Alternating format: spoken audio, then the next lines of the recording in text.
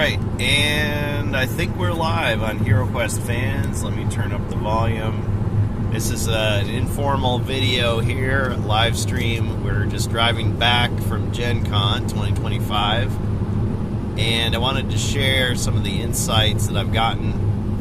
I want to give an update. I don't think a lot of people realize this. We were recently informed what was going on. I think Rob Champ knows about it, and my traveling companion Brian knows about it. But we were thinking at first, something's a little different this year at Avalon Hill. Seems like they're a little more tight-lipped, a little more quiet, not talking to us as much, not wanting to do interviews. Well, turns out it's not anything that they chose, but apparently this year they had a PR person who was there because of Joe Manganiello, and apparently they have that arrangement or that policy on high that they don't get to sit down with members of the press like ourselves, even the independent press, to do interviews. So what happened is instead, we've just been doing informal stuff, so no recordings. So I know a lot of you are looking forward to video or audio interviews like we've done in the past with like Doug Hopkins and so forth, Patrick O'Rourke. I appreciate that. I appreciate the people who wanted to see that. So I think it was Fairweather Man, so thank you for shouting us out. Other people who were wanting that. I mean, we wanted to do it too. But it's not anything against Doug or the team. It's that they just weren't allowed to do that. Now, it wasn't that they couldn't talk to us, because they did. We had some very lively, very fun conversations.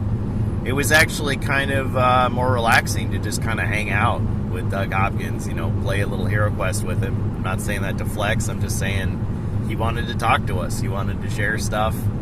And even though it's not the same as it was back in the old days with Chris Nato and Carmine when he was there, but there was definitely some of that magic was coming back, that Doug would kind of take us aside and kind of explain some of the process. And we had similar conversations with Tess Hogan, with Patrick O'Rourke, with Michael. I got to meet Michael on the Avalon Hill team. He is the new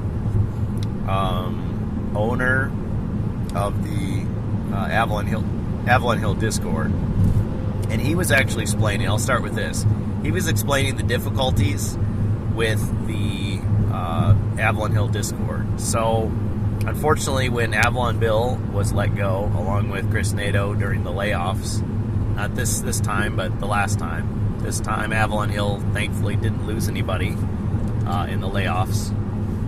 But yeah, back then, so I think Avalon Bill actually was the owner of the Discord. And this is not a secret, but when you're in the corporate world, there's so many permissions and all the different structures. You got to have the email and the company phone or whatever. And so they lost access to their own thing, and they couldn't get it back. So, but according to Michael, they are working on a solution, and they should be able to get it back. Of course, I was thinking, well, why can't they just start a new Discord? But that would be the backup plan, because it was a nice little community, and they're constantly watching for people's insights. They're reading people's messages, and so they really are taking an interest in what fans are saying, what customers are saying. And I think a popular refrain that I was hearing from each of these guys is they listen, they do what we want, but it takes 18 months for us to actually see that, at least in the physical world as opposed to digital. Now, minimum. Yeah, because they've got, Tess Hogan was talking about they got something in the hopper. They've always got something in the hopper going on to the next. So I did learn that there were some changes. So Patrick O'Rourke used to be I'm going to get the title wrong, but he was like, I call him the marketing guy. He was the guy that you would talk to about, what their sales strategies or marketing projects were. Well, anyway, Michael has Patrick's old role. Now, I forgot what Patrick's real role is. I guess you could look at his LinkedIn. It would tell you his actual title. But both guys were great. Patrick, we joked around with him, and he explained the whole PR thing. The other thing was, we were thinking like, well, why can't we just talk to that PR person? Can we at least just get a statement saying, hey, this is our new policy, this is why I don't let, and then we could say, hey, we really liked it when they would interact with us and, give out some information. And I understand if you got to clear it and everything, but why not do something like that? Well, that person wasn't there. They weren't physically there. At least that's what we were told. I know that they had been, but when the celebrity segments were basically done, okay, great, I can go. Yeah, because they had Joe on a stage, and when we got to meet Joe Manganiello, of course, as everybody knows him, but I mean, Slight flex, yeah, not a big deal. He signed my LARP sword, not a big deal. Anyway, I didn't know who Joe was before he got involved with HeroQuest, but now we know. Anyway, we were asking, okay, so Joe, you've done the Crypt of Perpetual Darkness. Are you going to do another project with Avalon Hill, another HeroQuest project? And he immediately looked over and said, don't answer that. And they said, don't answer that. So he's like, I can't answer that. So I was like, okay, I get it. And Doug had told us in the past, that's how it works, if you're not cleared for an interview. I mean, I was talking to Tess Hogan, and there was a point where she just looked over at Doug and said, just want to check in. Can I talk about that? He said, oh, you can talk about that. So Tess Hogan, we referred to her as the narrative designer. She had told us in years past, she worked on the... I guess you could say the writer's Bible for HeroQuest, 200-page document that they had, the storylines, narratives, characters. So she was a writer for that. So I would have called her like an editor or a quest writer. I mean, that really what she was doing is narrative design. So whenever you had an expansion, it's like you'd have different people writing quests. She wrote some quests, but also she would put that story together. And of course, Doug is the mechanics guy, the rules guy.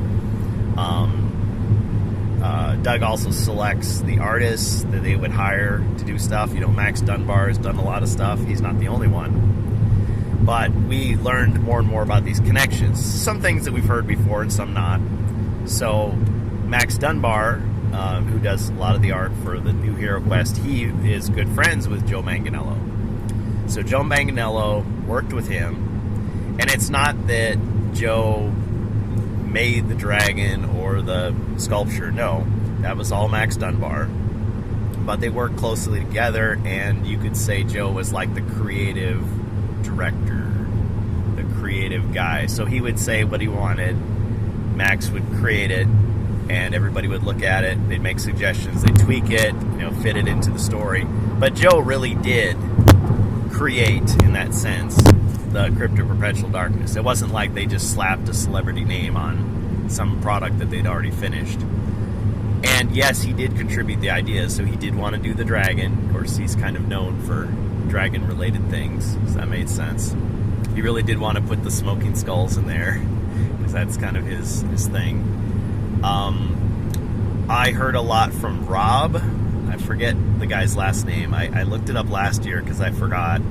And I keep forgetting, but Rob would sit at the desk when you come by to get your swag at Avalon Hill. And Rob was explaining, he kind of shared his side of it. He said, well, they really were only allowed to do one plastic figure in this box. Now, we didn't go into detail about that, but it's not a secret. So what they did to try to make it a valuable package for customers was to say, okay, you're going to get these new character sheets, dice, new art. And actually, Rob actually did some of that new art. So when you see that Rat and Candle logo, like on Quest 1, that was him. So yes, it's mostly Max Dunbar, but also Rob. Sorry, I forget your last name. And he was a cool guy. He was always teasing, like, oh, you're going to be here 17 more times. I get it. No more swag for him. He can't have any. But then he would let us have some. Like that day. Like 17 times that day. Like that day, yeah, per day. The one time I actually goofed up is I was in the autograph line and I could not find my ticket. I still haven't found it. But he's just like, oh man, you're killing me. But I showed him. It's like, no, here it is on my schedule. Like I actually am supposed to be here. So I missed the presentation that Joe gave, but I did get to see the Q&A. Now, Sikashim, Ribby, Rob Champ, they were all there, so they can vouch for what was said. And Amalgamash, or Ash Quest, he was there. He was cool to me. But yeah, back to the team. So Tess Hogan, she was saying, well, I'm not working on it anymore. It's like, oh, you're leaving. No, she's not leaving. Because again, nobody's been let go. But she is now working on the team that does Talisman. She's not working on the Hero Quest team anymore. I was like, oh, we'll miss having your input there. But obviously she did a lot of work on it. And so I was trying to ask her, like, well, okay, well, what was your favorite thing?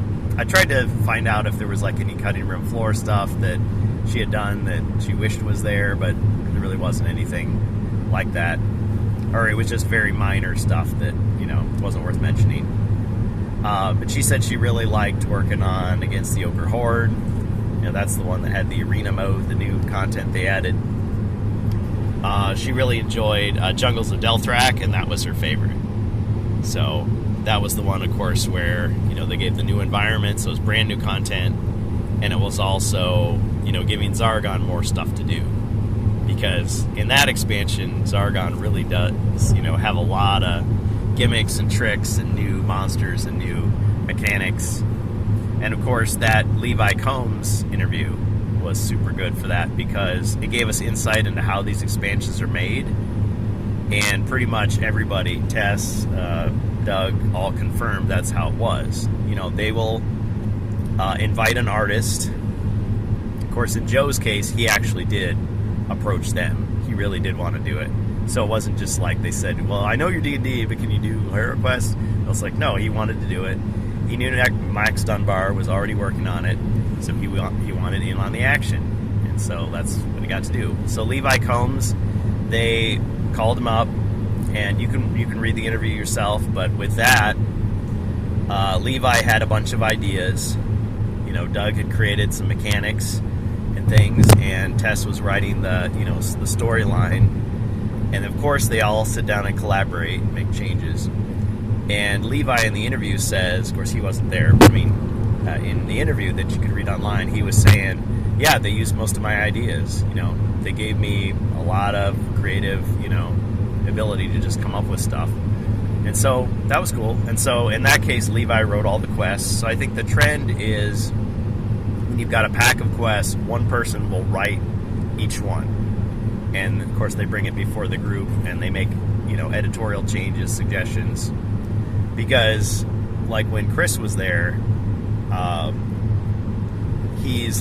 a project leader, he was an editor, but he would also say, well, why don't we do this? And they would just put it in. So it's still not just one person doing everything.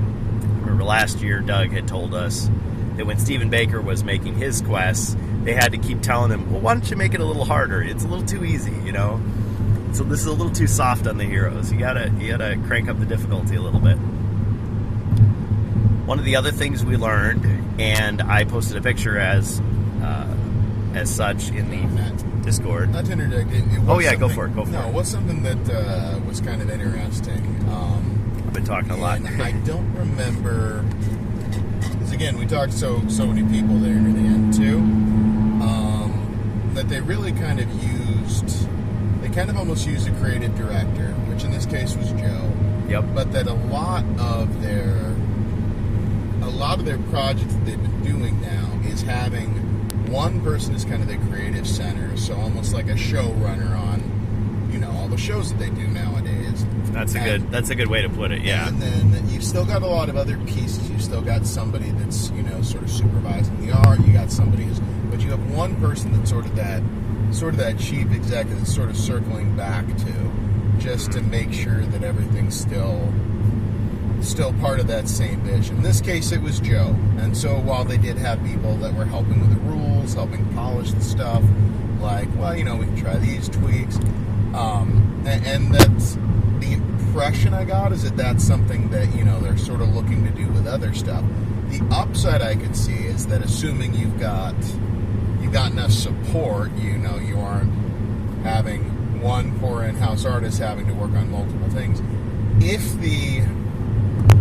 Theoretically, mind you, this is not at all apart from an interview, but if you had enough team, enough resources, you could use that model to, you know, put out multiple things almost back to back to back without necessarily having to just tax everything, all of your resources, your logistics. I don't know that that's necessarily the case, but that sort of model can be useful.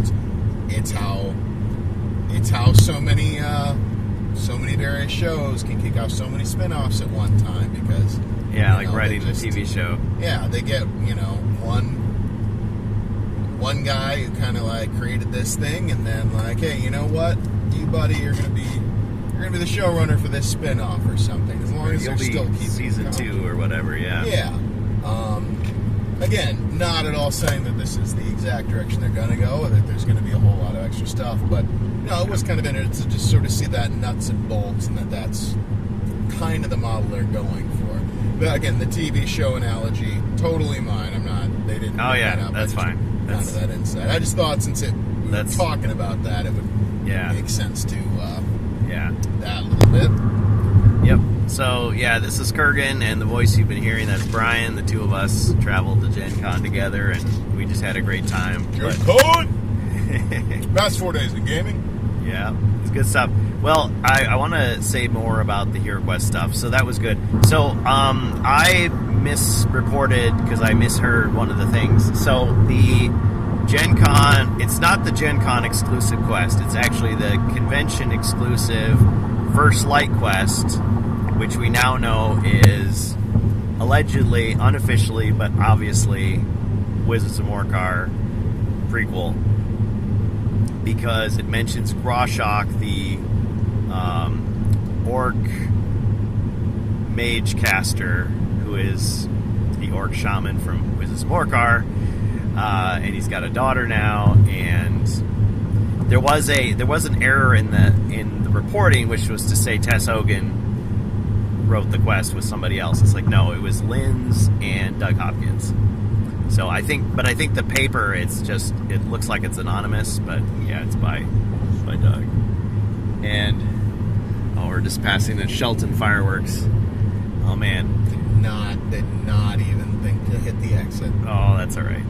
All right, but also, yeah. We'll be all right. We'll be fine later. We had lots of caffeine, so caffeine and fireworks. Anyway, back on topic. I think it's an excellent combination, but whatever. It can be.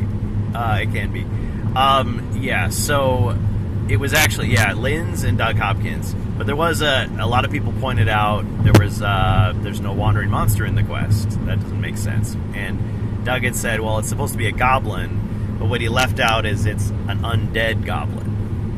So I just said, well, can you sign our papers?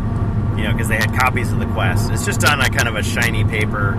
It's almost as nice as the paper that's actually in the quest book. But yeah, there's already people selling it on eBay for I think $83 or 83 pounds or something, which is disgusting. Don't do that. But anyway, so as soon as we get home, I'm going to scan it and put it on there if Rob or Ribby or somebody else doesn't beat me to it. Because don't scalp that stuff. I know it's a convention exclusive, but it really shouldn't be. I'm sorry, that's the only errata on there? Oh, yes. So I got one with even updated errata. Oh, you did? I did.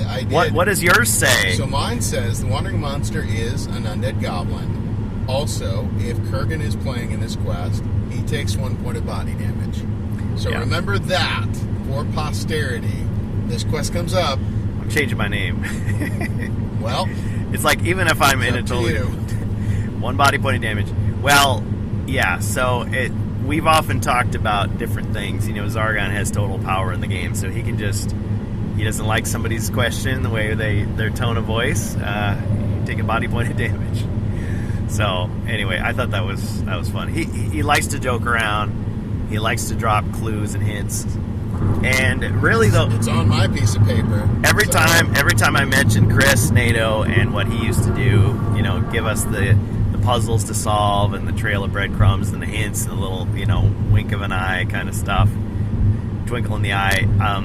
Doug is doing his best to kind of like bring some of that back, and they definitely miss Chris. They miss having him around, and I thought that was sweet, you know, having that team cohesion. But I think I think they're trying to continue in those footsteps in what was going on when he was there. I think the franchise is in good hands. There's definitely a lot of people that are worried about, you know, the tariff situation, the trade situation, supply chain. But from what I was hearing, we may be expecting to see more cardboard and less plastic in the U.S. is coming to an end soon. So they seem very confident about that. I launch, as we know, First Light, the dice were white with red pips. That was a mistake. And the red dice, an older copy, you're going to get the red dice, just like with the game system. And if you compare that to the HasLab ones, where it's kind of a different shade of red, I think it's a step in the right mind, right? I did. I was Joe Autograph. trying to use Kurgan's celebrity and his status, Yep. and all the fans of Hero Quest fans, Yeah. to more or less say, you know, like, hey, let's do something. But Air gave me the runaround, and I was coming up in line, so I actually purchased it. No, yeah, he was nice enough to sign it. And, Oh yes, we are filming sideways. Sorry about that. I'll have to reorient the video when we get back. I just assumed the camera would automatically shift, so it would be. Well, this is a new smartphone, and I'm from the old school, Yes, so I don't yes, know you how this technology works. All right, thank you for that. Technology has been around for Since not 2005. decades, yeah, but getting close. Ribby. Okay, Ribby. Ribby was such a trooper. We did laser tag. So I was so disappointed last year doing the Warhammer 40K Kill Team official Gen Con laser tag, and the guns didn't even work. The training video was longer than the action. So we went off site. We went off the grid to play laser tag at one of these local places called Combat Ops. Yeah, it's okay to name drop that. They're good folks there. Non-sponsored, but I would recommend them. I wish they gave me a coupon or something for saying that, but they didn't. So hit me up. But yeah, you were in let's see, kind of a warehouse-looking course. There's a lane closure. They had colored lights. There was an upper floor you could go to and snipe, but you weren't supposed to use the staircase of the other team, which I did a couple times. And so, like, the little kids would be like, "You're cheating! You can't do that!" But you would get sniped because you had the sensor. You would wear it like a headband. Of course, during the training video, like the guy, he like twisted around his head a couple times, like it's an outtake, like it's a joke. So they had to tell us, no, it faces the other direction. They give you the gun, just like a sci-fi rifle. Looked pretty sweet, actually. It has a scope on it, and it has a button. Welcome to Illinois. It has a button. Give you the gun, just like a sci-fi rifle. Looked pretty sweet, actually. It has a scope on it, and it has a button. Welcome to Illinois. It has a button where you can change weapons. So in the different game modes, see, the first one we had, like, what? It was like a mag, and then it was a machine gun, an Uzi. First one was a semi-automatic M4 assault rifle. Then there would be a sniper mode, single shot. So, and you had the spawn point, but I mean, everything worked. Everything worked right. We played twice, and of course, compared to the Gen Con laser tag, night and day. Those guys did not know what they were doing, or their equipment was just garbage. Plus, you know, you got to just or something. It worked well because, you know, they would mix the teams up. So you got a little kid running the front, so, you know, the little Gretchen, and you're the orc behind him, you know. Tag, Gen Con, you got to step up your game. Your laser tag is not up to snuff. And so we did that. Of course, we were completely exhausted, but not just as welcoming as before. They did have an extra large sculpture inside the glass case of the Venom Black Dragon, painted by Jennifer something. I don't know the artist. Probably like super famous. We're gonna get all kinds of hate. Like, what? How dare you not shout out? It's just somebody who is in house but has done a lot of great work. Yeah. I believe that was according to Tess. Yeah. I don't know, you were talking to her when I Yeah, came Tess back. was like, she was kind of searching for the name. It's like, oh, the little placard right there. Yeah. There's, of course, a large picture of Joe. We were told, okay, so back to the Joe thing. So, Lane closure ahead. yeah, you can hear about the construction. State of Illinois. The large name on the box, Joe Manganiello's Crypt of Perpetual Darkness. People were saying, oh, Joe's ego. No, he didn't actually even make that decision. That's what the company decided. So they're using his celebrity, get people in the door. Joe is kind of an ambassador for the games that he's promoted. So that's really what it was. I mean, obviously I don't know the guy. I only interacted with him for a few seconds, in those 2 different autograph signings, but he just seemed very, patient and chill, about it. And of course, when they go to take the picture, he's got to have the, what do they call that? Not the blue steel, but the angry eyes. Holding up this. Resting bitch face? No. For a guy, I don't know. I'm not sure. No, he had an intense look at least. In Yeah, one of like, the pictures. yeah. Not both. Like, this is the most badass sword that was ever made. Yeah, no, that's accurate for that one. I don't remember Yeah. what he did for the second one, but What, the watched you fumble around for like 5 minutes. Yeah, the first picture, well, I guess he was in Spider-Man, so technically I saw, I wouldn't want to fight me either. He was Flash Thompson in the first Spider-Man. Yeah, exactly. But McGuire almost took his head off, not for Yeah. Spider Sense. the first picture I ever saw of him was in the HasLab campaign. He's got the angry eyes, and he's holding this huge sword. It's like Joe Manganiello. But anyway, yeah, it did not strike me as this is a guy who's trying to barge in and take over, and people are too afraid to shoot down his ideas. It's like, no, he had the creative freedom, just like anything else. So I mean, we teased him on the stream before we ever met him, and I kind of said something like, we did tease you on the stream. I hope you don't take it in a bad way. And he grabbed me. He's like, listen, punk. No, There's that a didn't lane happen. closure ahead. Hope you made peace with your maker, 'cause you're gonna meet him. Yeah, and they had to restrain him. It's like, you're lucky the security's here. But that won't always be the case. No. Thought your head was about to get knocked clean off. Yeah. That never happened. No, he was a nice guy, and it was nice. He did autograph. Some of us brought our Mythic boxes, and he autographed mine. With the dragon on it, and he wrote Kurgan and HeroQuest fans, I will have my revenge. And I'm like, wait a minute. It's like, because I didn't tell him to write that, but one of the rant casts was titled Joe's Revenge. It's like, interesting. So maybe he knows more than he was saying. But anyway, yeah, we just meant it in a lighthearted way. But in the parodies we did, because we did a little AI song about it, that we had this idea that, Joe stayed up all night trying to finish the quest book, and he just was running out of ideas, and he's just throwing all kinds of stuff in there. But no, that's really not. Now we know the real story. It wasn't like that. But one thing I did forget to ask Doug was, why did they nerf the dragon? Because I think the reaction, because again, when you think about this new content, it was written back in 2020, right?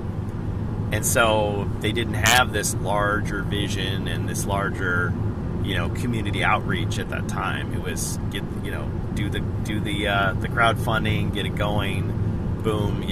They were getting feedback, but we didn't know what the quests were like. We just knew the author and the dragon. So now we have more feedback. So were people saying the dragon was too powerful and they were trying to knock it down? Because bit of a spoiler here, but the whole point of that quest back is you're getting a weapon that can kill dragons. So, I had the feeling that the Crypt of Perpetual Darkness, if you're starting it as a brand new campaign, is very challenging.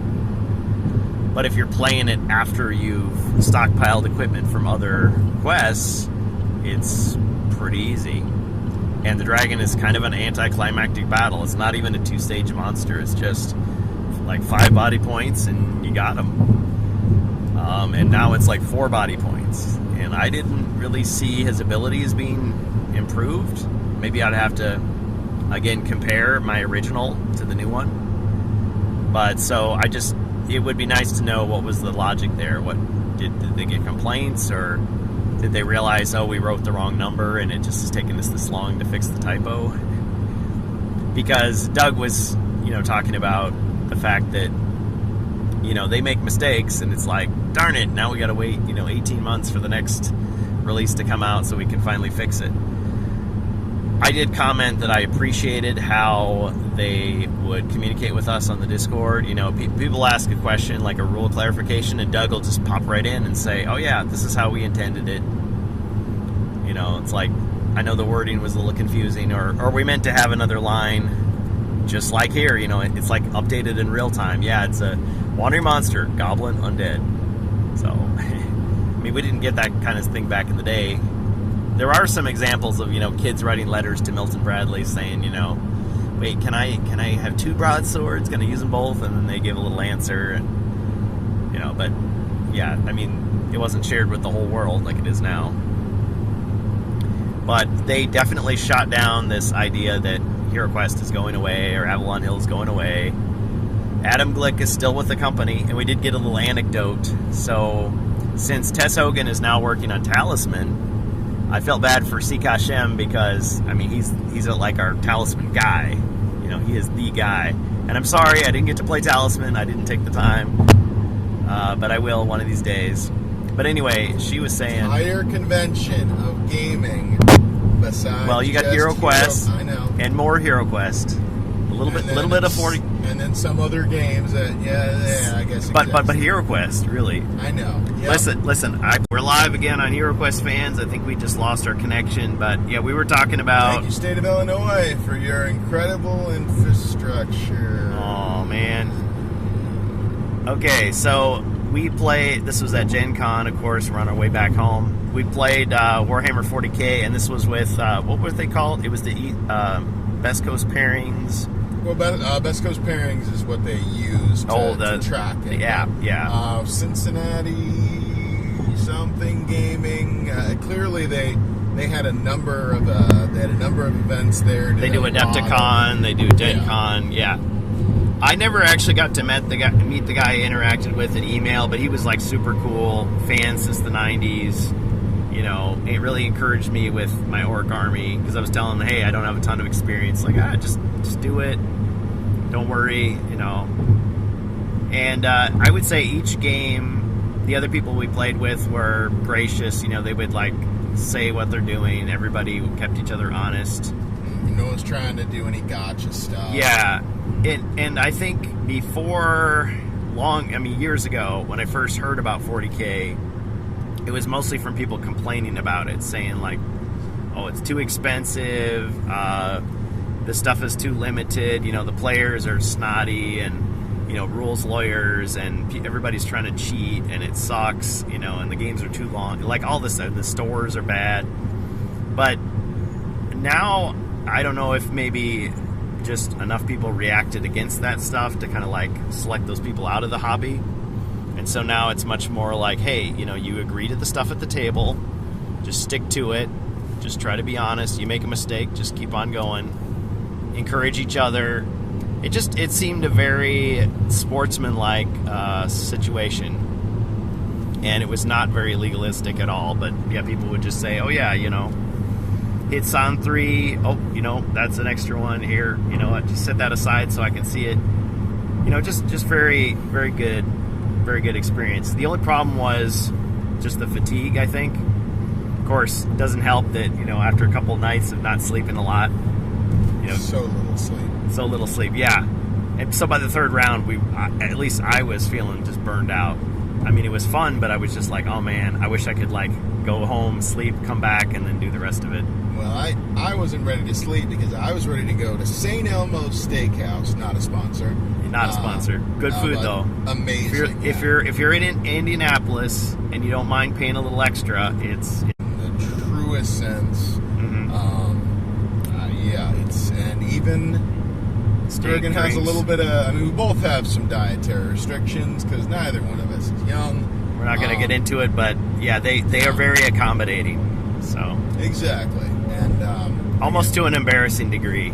I mean, what was it? Didn't the manager come out and like? He did.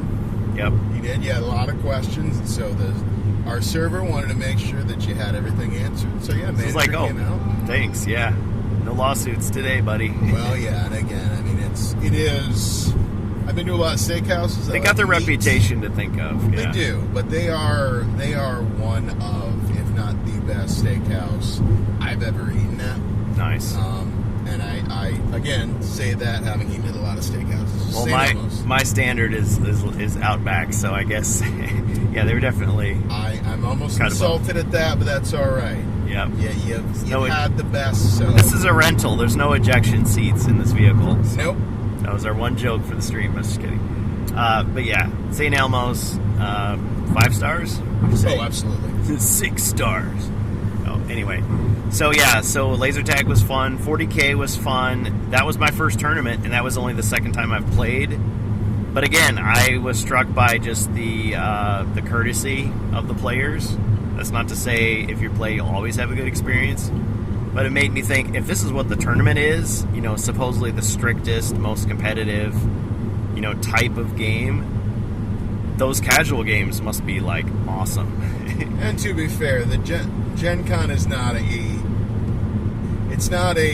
Warhammer major, so it's not what's like what's the big one? Is it Adepticon? Or what's considered the big? You've got some of the Grand Tournament majors. The Las Vegas Open, I know, is a big one. Probably There's something in the UK. Probably. Oh yeah, there's a big one that's at Warhammer World. I mean, there's a number of big tournaments. Adepticon, I think. That's the one I always hear major. people name dropping. I mean, yeah, it's the one. It's kind of the big one here in the States, I would say. Though again, I myself have not done any traveling for any Warhammer, and actually, this was my first tournament. 10th edition. Yeah, first 10th edition tournament. I think you told me you started in, was it 3rd edition? Yes, played 3rd edition. That was in a bit 90s. Yeah, I'd say very late 90s. Because 40K started with Rogue Trader in 87. Yeah. I have the book, but I mean, my first exposure to it was Space Crusade, but I mean, even then, that was like 5 years ago. Later, yeah, but much later. But yeah, this is the first time. I mean, I already had a fairly significant orc army just because my brother-in-law, he knows who he is, very generously donated his orcs to me, which I think he'd gone halves on Assault on Black Reach, and he just like, yeah, you can just practice painting on these, and this tournament gave me the motivation to finish those up. And when I went to buy, because it's like, oh, I gotta expand my army, 1,000-point army per person, 2,000-point team, I gotta buy more orcs, and I was like, I don't know about these new designs, because I was looking at the Beast Snagas, and then I saw the Combat Patrol. It's like, oh, these guys look pretty cool. I don't know if I'll get to use them all. But then I saw the Orc Boys pack. You look at the sprue, and even though the box says 2024, the sprue says 2007. I'm like, wait a minute. These are the same guys. They're just not push fit. So they fit right in. And I asked the tournament guy, like, well, what are the rules? He's like, well, just make sure the base is the right size. I'm like, oh, 25 millimeters. It's got to be 32. So I just got out my sticky tack and I just stuck the base under the bottom. The orcs are a little shorter than the Combat Patrol orcs, so this kind of, it's like they're just on, a little, they got lifts in their shoes, so they're the same height. And for the bases, I just put rubber cement on there and I sprinkled some black glitter. Looks pretty good. A lot of compliments on those. Well, I knew that the tournament, the tournament was in Lucas Oil Stadium, which is connected to Indianapolis Convention Center. You want to shout out the team? I mean, Non-sponsor. for the shoe, Colts. All All right. Indianapolis Colts, Colt Strong. I know that was so many seasons ago. Why are our subscribers going down so rapidly? No, I'm just kidding. Who's their chief rival? Apparently not. Oh, I mean, there's. I'm kidding. I don't. Hard to say. I mean, obviously there's a long and spirited history with Bill Belichick and the Patriots. Deflategate, cheaters. Anyway, whatever. Oh man, I kind of remember that. I'll keep my mouth shut because I don't know enough to get myself into trouble. But anyway, yeah, I knew that in the Indianapolis Convention Center, especially in the exhibit halls, those lights are bright so that you can see every inch of those beautiful games that they're showing off. And I had painted up some orcs and for Space Crusade and some Space Marines. And I thought, gee, I didn't know these looked so good. You know, everything, the colors are nice and bright. The chromes are really shiny. So I was thinking, well, this glitter is going to catch the light. But yeah, I had no idea that people were going to like it so much. Of course, the only problem was they would drop little bits of glitter everywhere. So I was saying, well, those are the orc spores, you know. It could work. And then next thing you know, it's going to be middle of a game, and some hand is going to come shooting up out of the turf. Bunch of orcs just sprout out of nowhere. That's right. Join the battle. So he had Dark Angels, and you used was it railroad sand? I did, yeah. I wanted to get some basing on there, like little tiny gray rocks. Did that, and then I had some little tufts of Army Painter grass. Oh yeah, the little sticky. Not a sponsor. Not a sponsor either. Also, if anyone asks, absolutely Games Workshop. I don't actually think they do little tufts of grass like that, but if they did, obviously that's what I used. Never mind. It was all official. Actually, again, the tournament. So I had heard, oh yeah, they're very, very strict. You know, all this stuff. These guys were pretty chill. It's just like, hey, as long as the bases are the right size. If everybody at the table agrees that what you're saying it is what it is, and you stay consistent, that's fine. I mean, they prefer Games Workshop official, but if not, as long as it's not dollar store toy trash, which I took that a little bit personally because I do like the dollar store toy trash. Oh, and I mean, it's orcs, right? The orcs are supposed to be stripping like lore-wise. Yeah, they rip down whatever it is. And shooters. Yeah, they rip it down. Mech Boys put it back together. Yep. They believe that it's supposed to work, and then the orc just saw psychic power. And I've seen some amazing kit bash and scratch build orc stuff, and I'm really impressed with what people come up with. So to do my part, I had some 3D printed squigs, which are actually from Warhammer Fantasy, but they were using like HeroQuest style bases. And so those were STLs printed out for me by Bohemius. Thank you, Bohemius. So even though we didn't win, it was great to have sort of a collaborative army. So those squigs, because my war bosses are supposed to have an attack squig, which I never actually got to use, now that I think about it. But it was cool to have just like a little red guy following him around. And I also had a grot orderly, so a little goblin nurse basically following the pain boy around. And that guy got his work out. Pain boy, that it was cool to have, like, they wipe out a whole bunch of orcs, and then in the next turn they get revived. Yeah, Orderly's able to do that. It's not quite Necron Warrior Blob with all the animation green stuff. Tide. Holy crap! Green Tide. Now, there's lots of ways to tweak an army, and we went on and on about that. But yeah, I was leaving little glittery spores on the table, and he was leaving little rocks. So we definitely left our mark on the table. Yeah. But the second people, okay, so what army, do you remember what armies the first people had? It's all in the photos. Yeah, I'd have to, it was Blood Angels and Iron Hands. So they had a lot of big, heavy things. Big mechs things. Yeah, regular boys, and I did not build a heavy anti-tank army, so we were very much not built to take those guys. I had Def Coptas and boys, knobs, Pain Boy, War Boss, but that was it. Yeah, and then infantry heavy. I positioned stupid my big stuff. It was learning. Kind of gunked up. It was a learning experience. It's hard to have an army that'll be like, a perfect fit for everything. Oh yeah, there was a lot of Space exist. Marines. There was a lot of orcs. We actually didn't go against any orcs. There was No. a double orcs team. They had, the Beast Snagas and the Squig Hog Boys and all that. And credit where credit's due, They had an also went with, awesome diorama. oh well, yeah, and also there was the I believe could build husband and diorama. wife couple, Yeah. who both dressed in mushroom motif because, of course, in 40K orcs are Fungus. Orcs are fungal spores. Yep. So, And the one lady, she had it looked like a sweater tied around her waist, but you look at it and it had like a squig face on it, so it looked like you can imagine the legs coming down. So yeah, it was kind of funny. Yeah. But yeah, they had a really cool diorama, so you could enter. Hey Danu, I'm doing well, thanks. We're just doing kind of a recap, random thoughts about Gen Con and the way home. Thanks for joining us. Yeah, so the Warhammer 40K tournament, doubles tournament, which I really love because, again, you've got these factions that supposedly would never work together. It's like, yes, they do. I mean, Orcs is green, yeah, and if it Dark Angels green, if it were to happen, Days I mean, brothers. yeah, on the Dark Angel side of things. Yeah. I mean, look, they can keep a secret. No one's going to the Inquisition. Over No this one will. stuff. No one will know what was done on this there's- planet. There's no little bitch Leandros running off the Inquisition instead of actually, keeping it in house. It was- Space Marine 1 fans will know what I'm talking about. Oh man, I haven't finished that game yet, so no spoilers. Okay.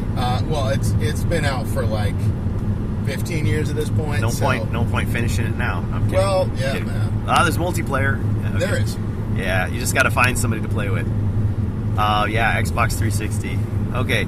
Yep. So yeah, back to what I was saying. So the second team, I think if I had to pick one for like who is the best or the most fun to play with, I think the second guys. Tau Guard, which we were much better equipped to deal with, and in fact, I mean, more It was power to close. them. It was very close. 1 point game, and they needed to clear an objective, and I had Deathwing Knights, which are a very powerful, very tough Terminator squad.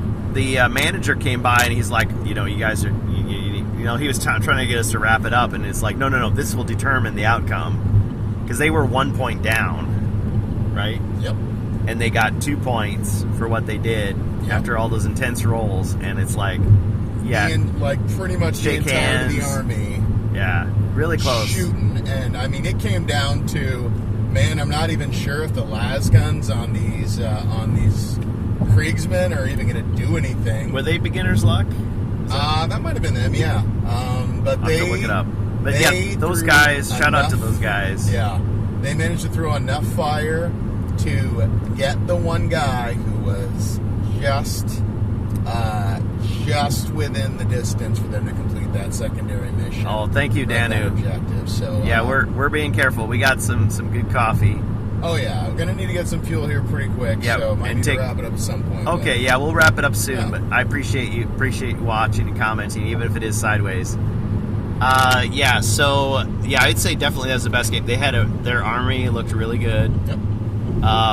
They were gracious. Everybody had at least basic manners, which was great. You want that.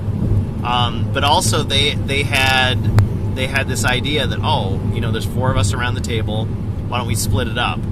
So myself and my counterpart on the other side of the table were doing our roles, while Brian and his opponent were doing their roles. Yeah, whenever So possible, we would try. Obviously, there's so many boys. yeah. A couple times I had to Oh, be like, man. all right, just give me the card. Yeah, they helped me a lot. I was probably the least experienced person at the table, so but yeah, it was efficient. We got more of the game. We got more of the game done.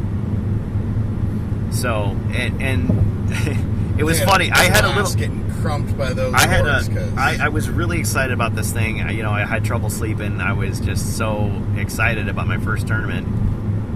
Only my second game. I was definitely a bundle of nerves at the start. So like I dropped my dice like everywhere, and of course you see the videos of the guy dropping his dice or put that anywhere. It's like, yeah, that was me. So I was chasing dice under tables. because I had a lot of dice because people told me. 40K, yeah. Yeah, 40K and orcs. Yeah, 40K and orcs. The other problem was, my army was like way larger than most people because, you get a lot of these foot soldiers and you got to just models. You don't have unit trays, so you're just like shoving them around. And then the Green Tide, for those of you not in the know, it's a mob. It's entirely based on horde tactics. Well, not just orcs, but boys. No other unit type gets the buffs unless they are orc boys. They're crappy shooting, and terrible shooting. Although I did get some good shots in. I was gonna say, big shooters and rockets. Yeah, no, that game in particular, like holy crap, those orcs were. I don't know if they had their fungus Wheaties or whatever, but they were fungus Wheaties. I love it. They were on point. Credit where credit's due. Yeah, I had a great time. Like I said, the fatigue and then just the unfamiliarity with some of the stuff. I mean, I printed out cheat sheets; those helped a lot. And I tried to organize, the core stratagems and the faction stratagems, because you've got basically these cards you can play, but it's based on command points that you earn per turn, and then you would be, you can only do this during the shooting phase, or this is during your opponent's charging phase. So you got to remember that you have it, first of all, and second, that, remember to say it. It's like, you didn't say it at the beginning of the round, or you didn't say it before they started firing on the targets, I mean, I have some experience for most of the game, because Kurgan had orcs and the other guys were guard and Tau. Like, nobody else was calling out an oath at the moment, so I went through most of that game without oathing anything, which is just foolish on my part, but whatever. We made a lot of mistakes, but a ton of them. It was fine. Yeah, it was good learning. It was good time, good fun. Good time, yeah. I kind of wish it had been a 2-day thing. I mean, it took up my entire Saturday. So, I mean, besides obviously St. Elmo's, which was the high point of the day, of course, compared to good way to end the day. Now, I think our opponents in the last round were kind of joking around that we were bailing, but no, we really did have a reservation. Originally, we didn't quite know how the tournament was going to work. We thought, like, the first round that you lose, that's it. Or, maybe there'll be a loser's bracket and come back later.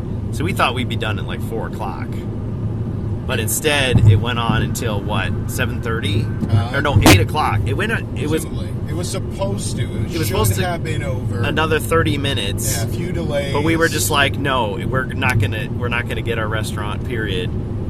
That was not going to happen. But our opponents were stomping us. They had. Oh yeah, they were tailing us. They had. What were their armies? It was guards. It was double guard. Double guard. They had tanks, lots of big tanks. And for those of you who had been paying attention, no 40K, we were super not built to take out. The only thing I had 2 units of 20 boys, so like 4 rocket launchers total.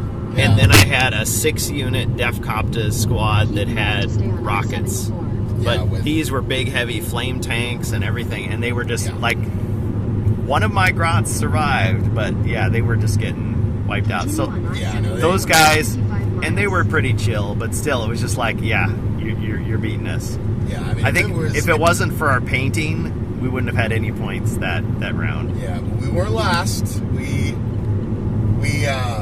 How did we rank? Did you look it up? I did. I don't really want to say. I don't really want to say but didn't people liked me more than they liked you, right? Oh yeah, there were player rankings. I have no idea how that was I got calculated. the sympathy vote. I knew dropping the dice would get me the sympathy vote. Yeah. Somehow this guy got they saw my cheat sheets and they're like, got 14th out of 40. I was lower. And yes, I wore the Zargon outfit the whole time. I did take the cape off. It was getting a little hot in there. For the player rankings, I was in I think I maybe barely cleared the upper half, so apparently we were pretty likable. But, our actual, team score was... We had the custom... Not good. Yeah. But not last. No, we were not. It did help, of course, that there was one team that apparently... Hey, Major Aznable, thanks for joining us. One team that apparently had scored nothing in the first game and then left. But even then, we were still There was still another team that managed to score slightly. 9 hours of 40K. Yeah. Yeah, so Major Asnable, you joined us late. That's okay. You can watch us on the There's a replay. lane closure ahead. Yeah, we're just driving back from Gen Con, so it's like 6 hours for us. Well, we've cleared a lot. Yep. We got maybe 4 hours Actually, to you go. have been going for a bit, haven't you? Yeah. But we were just doing a recap. So we talked about Avalon Hill. We've been talking about the 40K tournament. That was the first one I've ever done. It was all day Saturday. So from like 9 a.m. until... We left at 7:30, but we actually went until 8. They had a thing, and it's like, this was very last minute. But it said in there, like, if you want to do a diorama, that's like, you can get the most painting points. There's a painting contest. We didn't win that either, but it was fun. We don't know. That wasn't listed anywhere. I have no idea where that was. I mean, it was purely subjective on the very judges' much so. part. But, I mean, they were saying, like, well, you can't just throw them on a fancy display board. So we had a box. Was it a fruit box? I think it was something. It was something that we got from Aldi. I think. Yeah. So some kind of my wonderful wife. Yeah, she had not a sponsor.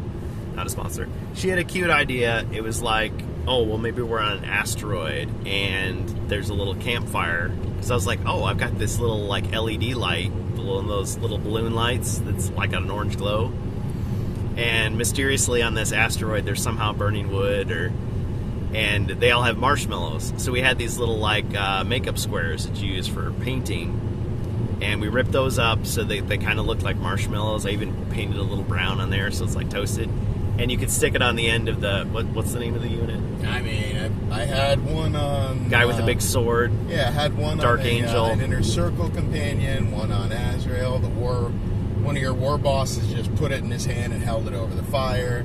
The Pain Boy had the one who apparently he had stuck his little syringe stuff into there with it. Yeah, It got yeah. a little burned, so he was kind of looking at that. Yeah, holding it with a big power claw. That was Yeah. funny. So Everyone just having a little party. if we'd planned ahead, well, so I tried to use this. It was like this Gorilla Glue in the big tube, and it melted through the styrofoam. But that kind of gave it like a craggy surface. They ended up kind of making it asteroidy. So Yeah, that worked. and I threw a bunch of that railroad sand on there, spray painted it a bunch of different colors. We had kind of a glittery, starry background. Yep. But the other orc team, it looked like they had carved like a foam, like Secrets of the Hidden Temple style, ziggurat or something, and they had like, forest stuff. It was really elaborate. It's like, Yeah. okay, they 100% won. I would have. Yeah, I mean, there was some that had. There was an Eldar one where it was like a monster coming through a teleporter, and it was like purple lights behind it and stuff. That looked pretty cool too. Yeah, I'm not sure Just if the that was work. meant to represent like a tunnel into the Eldar webway. Webway, yeah. Either way, no, it looked Or cool warp as hell. warp monster coming Something. through. But yeah, it was just clearly they put a lot of time and money into those, so they would deserve to win. But it was fun to try to come up with something, and I think if I had more time, I would have made little hot dogs and maybe put a mug of hot cocoa in that Dreadnought's hand, claw or whatever. Yeah, well, Or that villain. Dreadnought didn't necessarily have one, but Just balanced on his gun or something. Yeah, something like that. But it was the orcs and the dark angels. Dark yeah, angels. hanging. I almost said blood angels. Totally That different would have faction. been. Yep. I mean, look. Hanging out on the Sons of asteroid. Sanguinius, they're not necessarily bad dudes, but are they dark? No, they're not dark angels. Are you a bad enough dude to rescue the Emperor? I mean, well, it's kind of the custodian's job, but yeah, sure. I guess if we need to, Yeah. Lion will get it done. So anyway, it was a good time. We kind of rounded out the trip. We were hanging out with Rob Champ. He was telling us, and this was 100% true. So last year, Avalon Hill apologized profusely for the fact that the Adventure Design Kit pads, they had so few of them, and there was no digital version. People were pissed. People were, oh, mail me some. I'll pay you whatever you want. What's your Venmo? And I just scanned the thing and just put it out there. It's like, please, don't scalp this. Just share it. So last year it was the Adventure Design Kit. So it was your blank map, your grid, and they give you the designs of the icons, which you're supposed to just use as a guide to draw your own, to make your own quest. You flip it over on the other side, and it's got the cavern board layout from First Light. So it's like, oh, you can make your own kind of quests with both versions, as a throwback to the old Adventure Design kit that was released in Europe, you know, with the blank book and everything. Well, apparently, according to one of the women behind the counter, and I'm forgetting her name already, she would always say hi to me. She was super nice.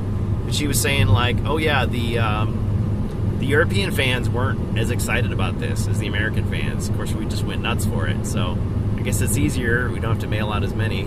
Just joking. But maybe because it's not the real Adventure Design kit. Because to really have it, you know, you'd have to have the book and the box and everything. But this year, they had tons of pads. They had so many. And it was just the same except 2025, and it was green. That's it. But they just had tons of them left over. And so they were giving them to Rob. They were giving them to me. Lots of other people were walking away with big stacks of them. I mean, Rob would give us, the Avalon Hill Rob would give us a hard time. It's like, oh, you're back again? You can't have any more. And then you just, just here you go. So those will be coming out to people. So please do not pay a scalper. Just go on to Hero Quest Fans Discord or wherever you get your fan stuff, and you can get a digital copy. You can print out as many as you want. Some of us who have extras, while supplies last, of course, will mail them out. I mean, I don't care. The shipping isn't that much. I mean, if it gets excessive, we'll do what we have to do. But 1,000 feet, turn left. It's swag. It's just swag. And they also had a GM screen, which was, I think, designed by Stephen Baker, or at least based on a Stephen Baker design. And it was supposed to look dilapidated. So a lot of people got those signed by Joe Manganiello. So those were the giveaways. But notice, cardboard, paper. No plastic dice, no plastic figures. Although, to be fair, I did happen to witness one of those dark green Dread Sorcerers was given away to a lucky person by a certain Doug Hopkins. So that person knows who they are, and they'll be the envy of all their friends. All right, well, we'll end the stream, guys. Thanks for watching. We'll probably do another one a later time. But yeah, it was definitely worthwhile. I'd definitely do it again. It's a big trip for us, but it's a lot of fun. And thanks to everybody that made it worthwhile. All right, bye.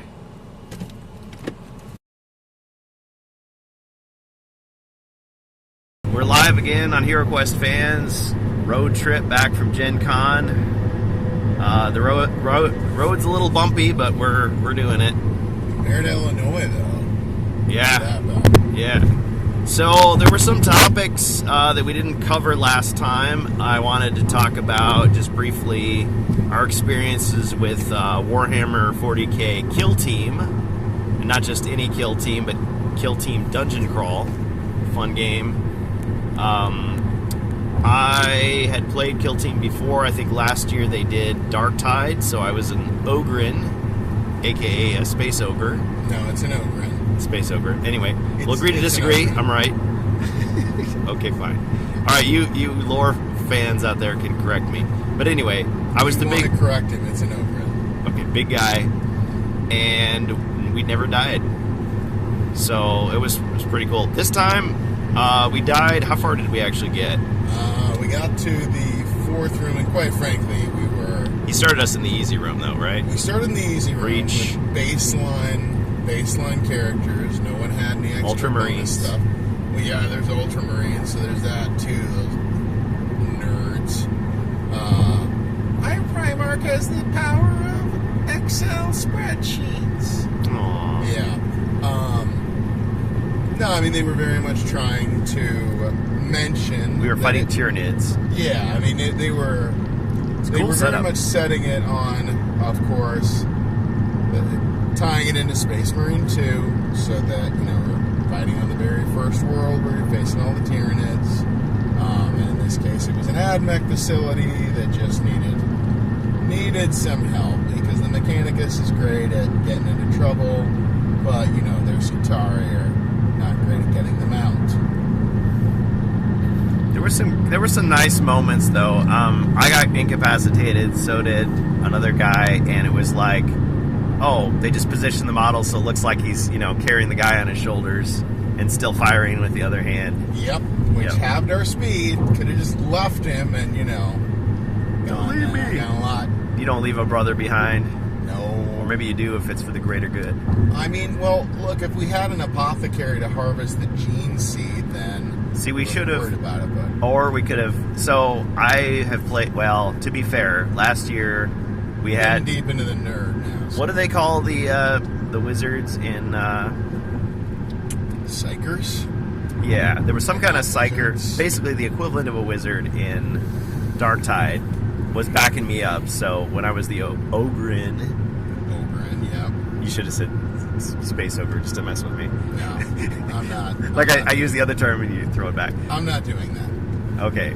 Well, anyway, so yeah, so I was being backed up by the caster character, Yep. and so I remember I was getting terrible rolls, and they'd be like, "Oh, well, just here, those dice are broken. Use these dice instead." And then I was still getting terrible rolls, and they're like, "Give me those dice," and then they rolled them. Yep, it's you. Like, we'll just roll for you.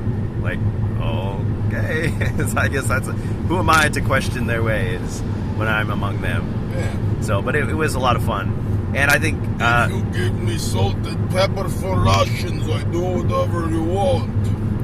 Yeah, again, getting deep into the lore nerd stuff there. Sorry. I had a great time. So this Oh, yeah, it was time, great. now I was getting kind of distracted where I was sitting. I couldn't see the board very well.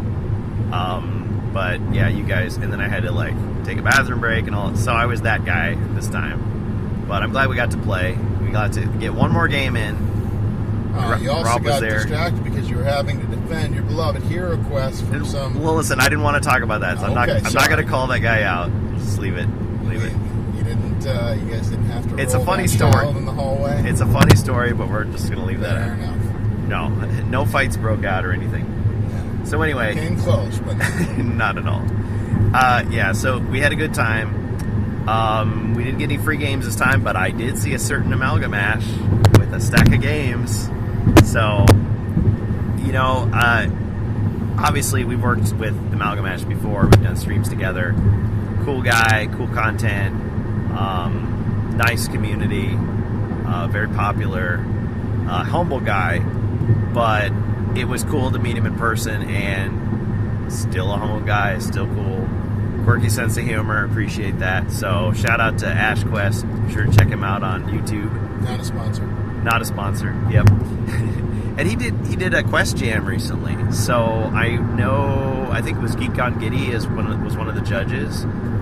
I haven't had time to check it out because I've been doing all the stuff with the convention planning. I mean, Ash was only up there for one day, but I'm sure he packed it in, did as much as he could, and we were glad to see him. But yeah, check out the Quest Jam, see how that turned out. I don't know who won or whatever, but it's really cool to see, promoting those independent creators, for fans by fans. I love that stuff.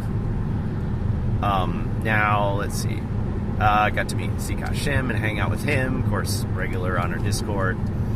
Now, he's definitely the Talisman guy, and after he left, I don't know if he got to hear this at all, but Tess Hogan is doing the Talisman stuff.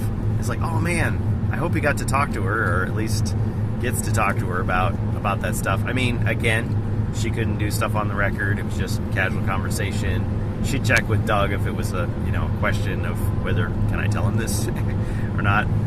But yeah, really approachable. Really loves her work. But yeah, she's not working on Hero Quest anymore. She's working on Talisman now. And I think it was Linz. They said Lindsay is. I'm terrible with names, like laughing. Yeah, So I mean, they knew me because it's hard to miss the guy in the big beard and the cape and a different T-shirt each time. But yeah, so there's a new person working on Hero Quest, I guess, as the narrative designer. And Patrick is in a different position, so his former position is taken by Michael on the Avalon Hill Discord. Michael was really good because we did pass along some suggestions. I mean, in the past, people would just say, like, the companion app is missing this, or the companion app has this problem, this bug, or whatever. And Doug would helpfully, Wandering Monster on Avalon Hill Discord, say, oh yeah, I'll pass it along to the team of 2 or however many people are working on it. They might have some more people now. But there was kind of a controversy because I keep hearing people say, well, like Berg was saying, oh, the app has been updated since Thursday. It's like, well, where are you getting this? Because if you go to the Google Play Store, I'm not saying Berg is wrong because he's usually right, but when I go there, it still says 5.1. And I thought, well, maybe it's like cache data or something. So I uninstalled it and I re-downloaded it, and it's still 5.1. So if it on iOS, is it newer? Because one of the 2 pages are on the, I think it's on the Apple Store. They don't tell you like what version it is. They just say, here it is, and you download it, and then you see what version it is. So my suggestions for Michael were, one, what's the best way to report bugs? And he said, just at me on Avalon Hill Discord. So that's the way, and he'll pass it along. We also just told him straight up, I just said, so my suggestions were, when they do an update, instead of saying, bug fixes and updates, content update, like actually just give us an itemized list. Like, what were the things you fixed? What were the things you added? Regular patch notes. Exactly, yeah. Because, we're, a lot of us are casual, but we're not so casual that we don't care about that stuff. We want to know, like, okay, did you fix the rogue's movement? Yes, you did. Okay, good. Did you add the alternate, for the night? Oh, you didn't? Well, when's it coming? Can we, something. It's obvious when they put something in. We know the next update is clearly going to be Cryptid Perpetual Darkness. They've shown screenshots, but unless it's been updated in the last couple hours, last 5 hours, we haven't seen it yet. But we were told it was supposed to come out today. And anyway, the other thing we passed along, I know that I've made these suggestions before in the chat, but I don't know if he saw it or not. But he passed it along directly to the team, he said, which was, one, so within the app you can rename your hero, just like you can in the actual game, but you can't rename your mercenaries. It's like, oh, well, a lot of us, get attached to our mercenaries, or frankly, some people just use them as spare heroes, because you're only supposed to have 4, but at your table you could have, 5, 6, 7 heroes if you wanted. So you could just use the mercenary as a hero, just update his stats, so it's like a proxy. The other thought was, so like in Carmine was always telling us, not all mercenaries are created equal in the game. So some of them, like in Rise of the Dread Moon, are supposed to be able to use any equipment or artifact. So you can just hand some armor to your halberdier, and now all of a sudden he's like more durable. Or you can hand him some potions and stuff, and he can hang on to it for the whole quest. Whereas, with like an animal companion, you could just you could administer a potion right then and there, and or cast a spell on them. That's pretty much it. Their stats are fixed. But the app doesn't recognize that, so it's just once you get a mercenary, that's just all they are. They can't use special. So he passed that along. I was like, oh, cool. And then we were thinking, well, why code it to the expansion? Why not just say they're all like that? They can all do everything. Because there's still a certain amount of oversight with the companion app, because you're supposed to have the physical board on the table, and you've got the phone in your hand, and you're just it's aiding you as you play. So instead of having a live person being Zargon, it's just doing the basics, moving the monsters to make sure they're attacking, and then, but it's on the honor system. So if you decide you can't attack at range, well, then you can. Or if you decide you can, then you roll. So by the same token, you get a mercenary. If you all decide, oh yeah, he should be able to carry extra equipment, you could. Or you could say, no, he's limited to his starting gear. So anyway, it was a nice customer service moment to have him pass that along. So maybe we'll see that soon. I'm sure those guys are overworked, trying to keep all those updates up to date. But it also gives us an insight into how they intend the rules to be, especially with the new stuff, because maybe it's a little vague in the writing, but when you see it in action in the app, it's like, oh, okay, that's how that's supposed to work. So it can be a help. I also thought the app was kind of fun because Brian and I, we were in the will. This is the will call line. Yeah, and so I just whipped my phone out, my smartphone, not to brag or anything, and we were running the HeroQuest companion app, and you had some kind of dice rolling app on your phone. Yep. And so it would just be I would just move the characters around. We needed to do a roll. The only thing we didn't have is I didn't have my treasure deck handy. I didn't bring it, and so when it was like a specific treasure, like a treasure chest, then we drew it. Otherwise, we just didn't draw anything. So, but the same thing could happen if you were playing if you just didn't search for treasure. It doesn't say you have to. Yeah. So that app has come a long way, and I said, pass along my compliments, because I think it has become a useful tool, and it's free. There's no ads. I mean, yes, it monitors your data, but that's about the only downside to it. But it's pretty versatile. You can't remix quests, and you can't create your own quests with it, but it lets you play all the official ones, except for Crypt of Perpetual Darkness, which hopefully will be in there soon. And let's see, what are some other things that we wanted to talk about? Can you think of any? Top of my head. Well, you didn't want to talk about how, like I said. No. Everybody was good and nice. That just came out of nowhere, so we just won't dwell on. I mean,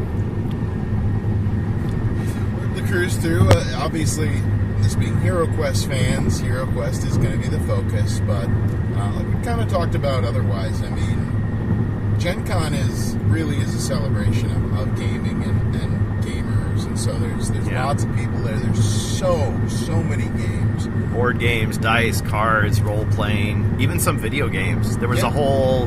We didn't even get to the pinball. There was a whole... I don't remember. Aisle. Yeah. Full of pinball games. On your way to Lucas Oil Stadium. Yep. Walkways. One entire wall is just... Yep. All the pinball machines. They also had... Every year there's an arcade room. And they have like N64s and a few arcade machines, some modern, some old. I mean, we went to the 16-bit lounge, which was this barcade, and Not a sponsor, yeah. I would have liked to play Teenage Mutant Ninja Turtles, but there were no joysticks free. Everybody was playing. It would have been nice if Mortal Kombat 3 was actually working. They did have... I had never seen a cabinet of Street Fighter 2 Rainbow Edition. And you're like, what the heck is that? Well... Quick history lesson for those not in the know. Street Fighter 2, the World Warrior. Before Hyper Fighting, Street Fighter 2 Turbo came out, there were these hacks. Arcade hacks used to be a thing for you kids out there that don't know. So you go to the video arcade, and the arcade operator obviously wants a new game, right? Just real quick, a video arcade is a place where one would go to play video games. They would exchange quarters, a video game, tokens, in order to play video games. You just couldn't just fire up your PlayStation because, well, PS5s weren't a thing back then. Yep. And even into the early consoles, and even to the early console wars. Thanks to retro gaming, though, some people that are younger than us do know what these things are. That's true. Yeah, good point though.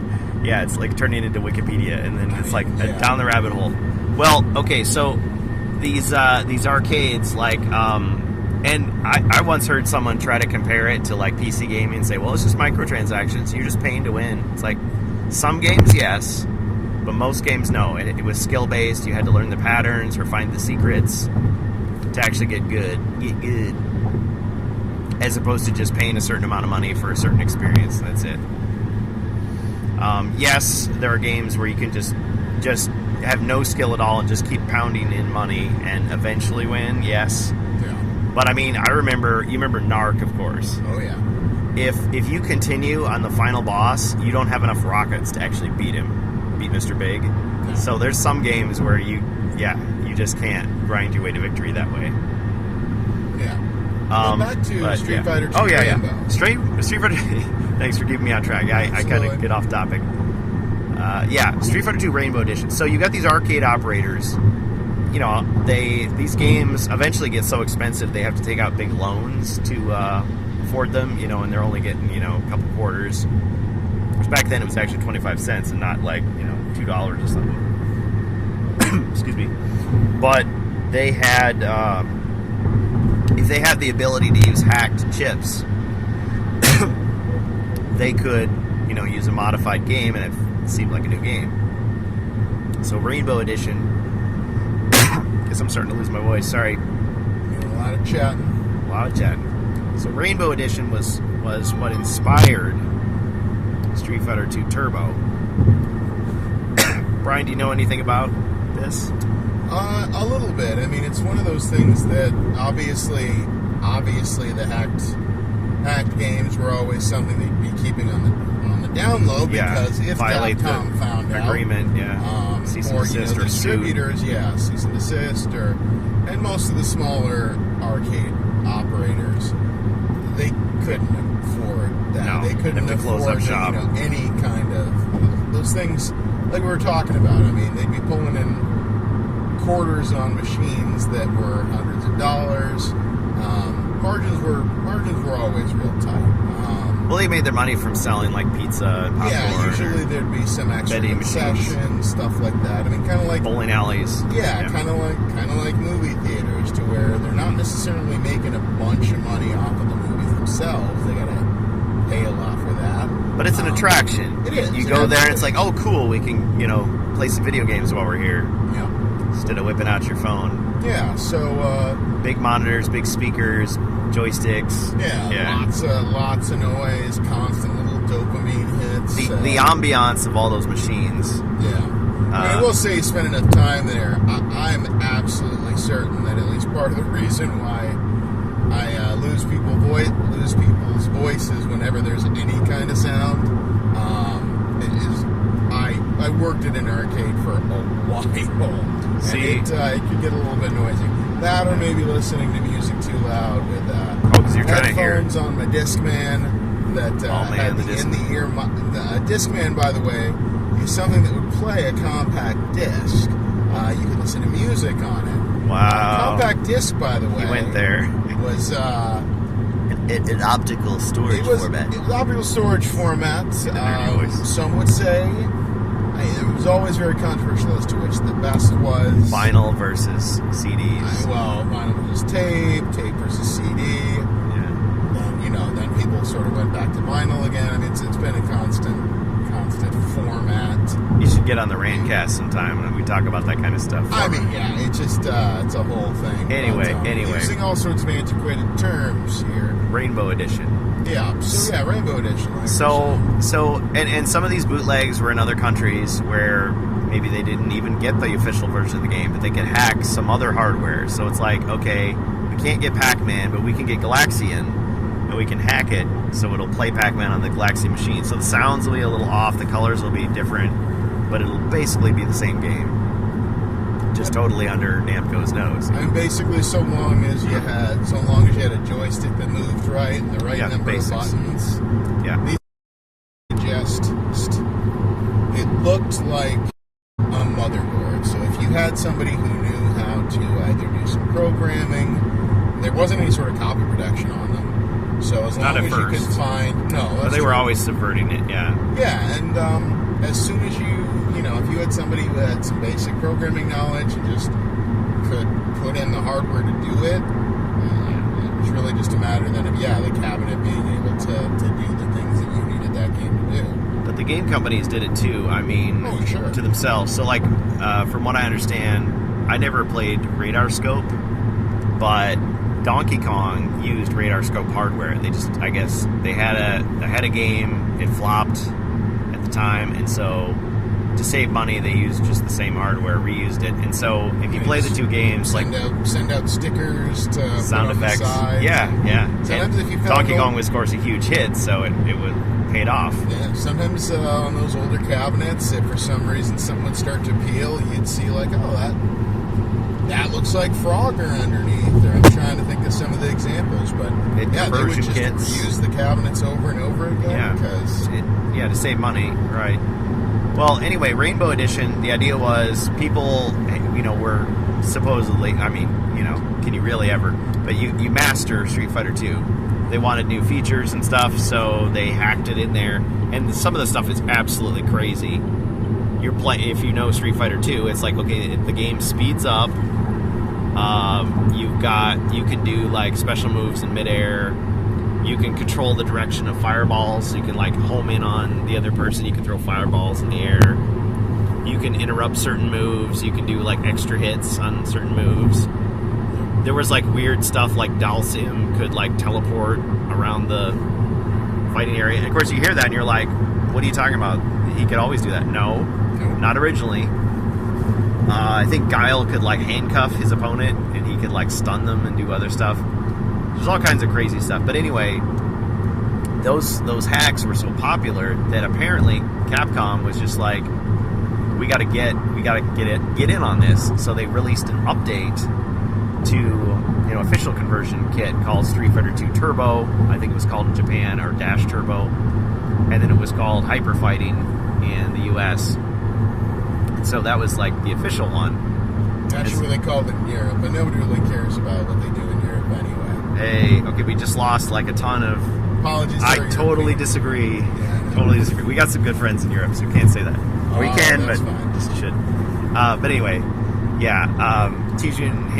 Teenage Mutant Hero Turtles is what they called them, Ninja, but yeah, they were forced to call them Hero Turtles. Anyway, yeah. So Rainbow Edition, but I'd never seen like an actual cabinet of it before. And sometimes you see these things, and you think, okay, it's probably just MAME in there. It's just a PC running an emulator. But no, it was a real thing. So they have an illegal bootleg in there. Of course, for all we know, I mean, maybe Capcom owns the bootleg too. They could At a certain point, they might isolate the software or get a plea deal or settle out of court or something. Yeah, something like that. I think it actually track down who had done it and all that. But threaten them a little bit, scare them. But anyway, yeah, you could play it. So I mean, we were trying to figure stuff out playing it. Of course, the joysticks were a little worn, a little sticky. But when I went against the computer, the player, after I won the match, like, I think it was Ken, and he was just like dragon punching like across the map and just multi-hits, and he was going so fast I just could not keep up. Well, and since bottom right and bottom left weren't going, Ken and Ryu for the player was basically impossible. Since because they could just do fireball. Like it's just a button. Yeah. So I think some of those games. Some of the things I forgot. I forgot some of the features. It's like if you hit the start button, you could change characters mid-match. There's just like weird stuff like that. You just suddenly turn into Chun-Li or something, like you're Shang Tsung. Yeah. Yeah. But anyway, those things are cool now. Back in the day, it's like your arcade didn't have the real thing, so that was the best you got. But now they're a curiosity. Yeah. Well, I mean, let's face it, some of the arcade cabinets, period, just because so many arcades are gone. Yeah. Sort of that. You have to go to But they could have used some TLC, that's for sure. Oh, yeah. I mean, they could. It was nice that the games were free. It wasn't like... The ones I've gone to, there'll be like 10 cents or something.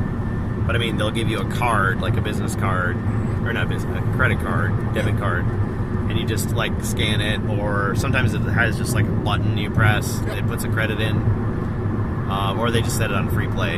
Yeah.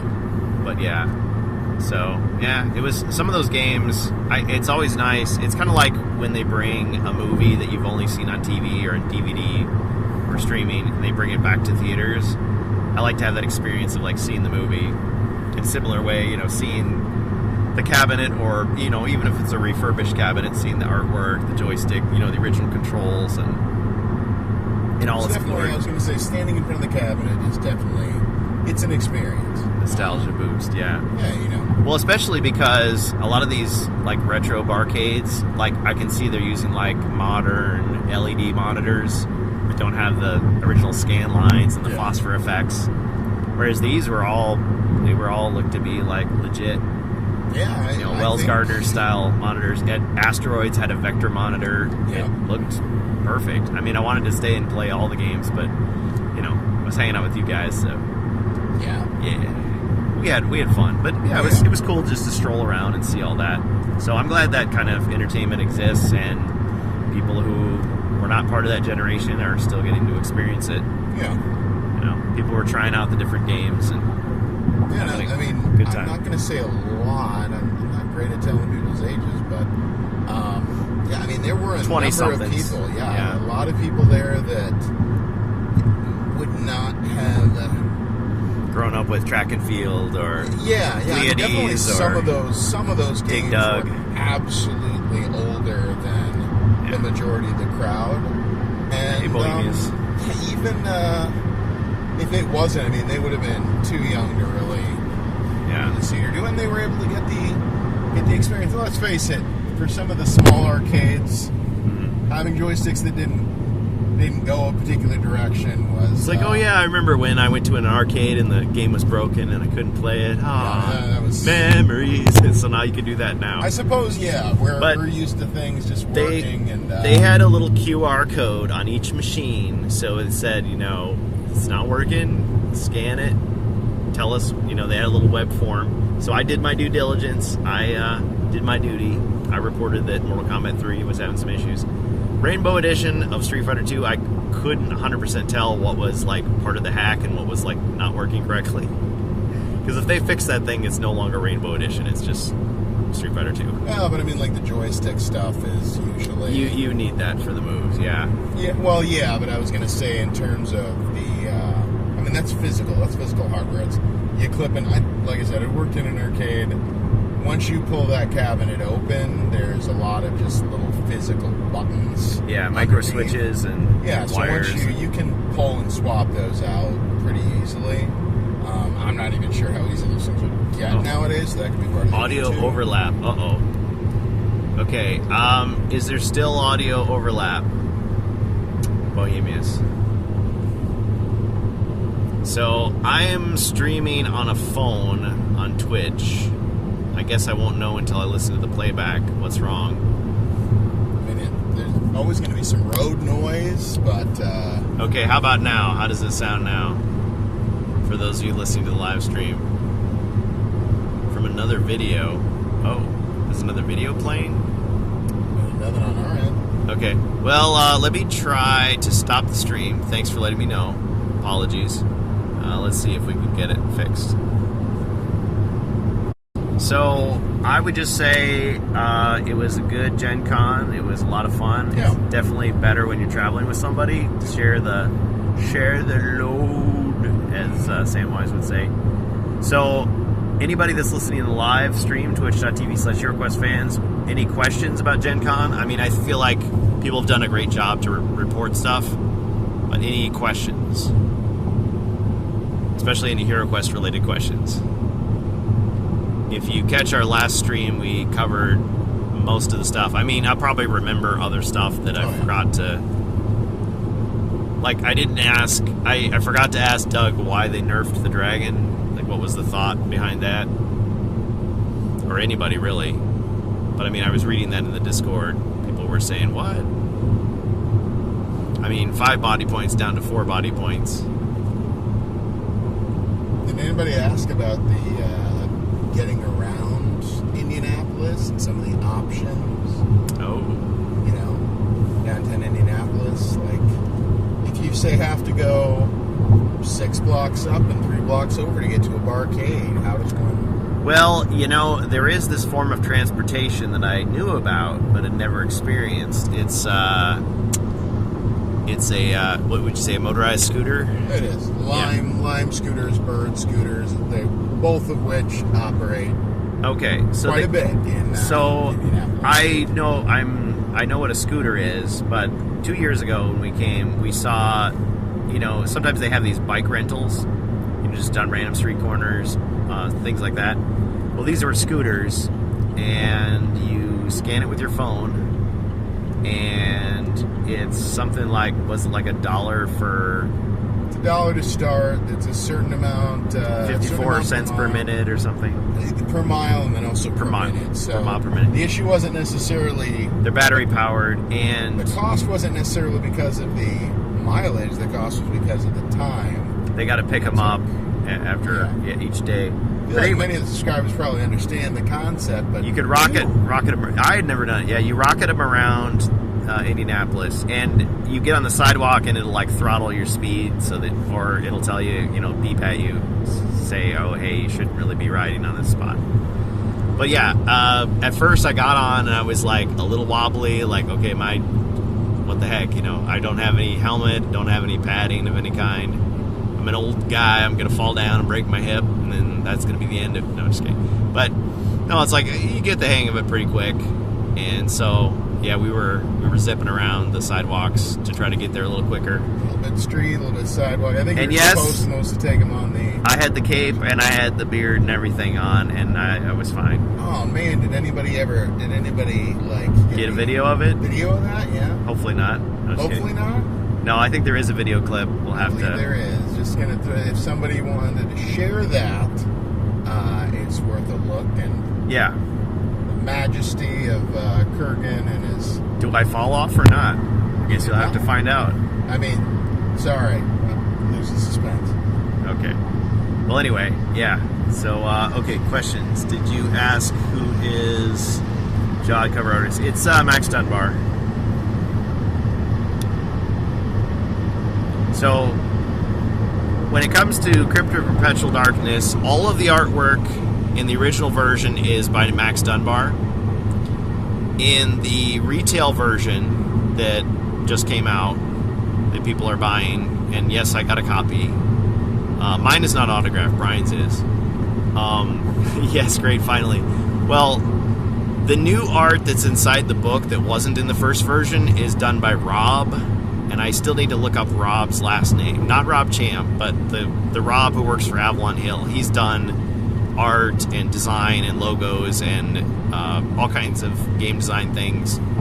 He's done it for Talisman. I'm not even scratching the surface of his accomplishments, because usually he's just the guy manning the swag table, the giveaway table. And, he would joke around like, oh, you're going to come here 17 more times, aren't you? And, he'd say, oh, I'm cutting you off. But, he'd just be joking. It's like, here, take a few more. So he was, but, after a while, he started talking, and he was the one who was telling us, kind of explaining why they did what they did with COPD, the Joe Manganiello thing. I mean, a lot of rumors and myths were dispelled by talking with him and with Patrick and with Doug. It wasn't, Joe actually is friends with Max Dunbar, the artist. And Joe really did want to work with HeroQuest, and he really did have an idea about a dragon. And I know we kind of teased him and made fun of him in that AI song about, he locked himself in a room and stayed up all night and created this quest. Well, it's similar to the story we heard with Levi Combs in his interview about Jungles of Delthrak, which, by the way, is Tess Hogan's favorite project that she worked on with HeroQuest. The artist will meet with Doug and the team, and they'll talk about, the mechanics, and they'll talk about some concepts, but basically the person writes the quests, and they'll run it by them again, and they'll kind of, work with the artist that they choose, or artists.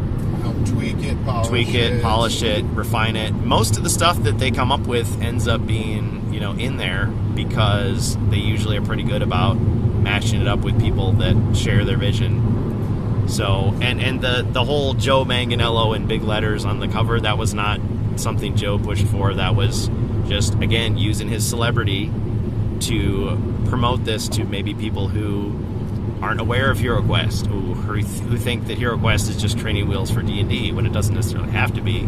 It's its own thing. Joe went on The Late Show with Stephen Colbert and promoted HeroQuest, and it was kind of a weird thing to see. But there you go. So whether or not Joe works with them in the future, he kind of looks to the side, and the PR person is there, and he's like, don't answer that. And they're like, don't answer that. So I can't answer that.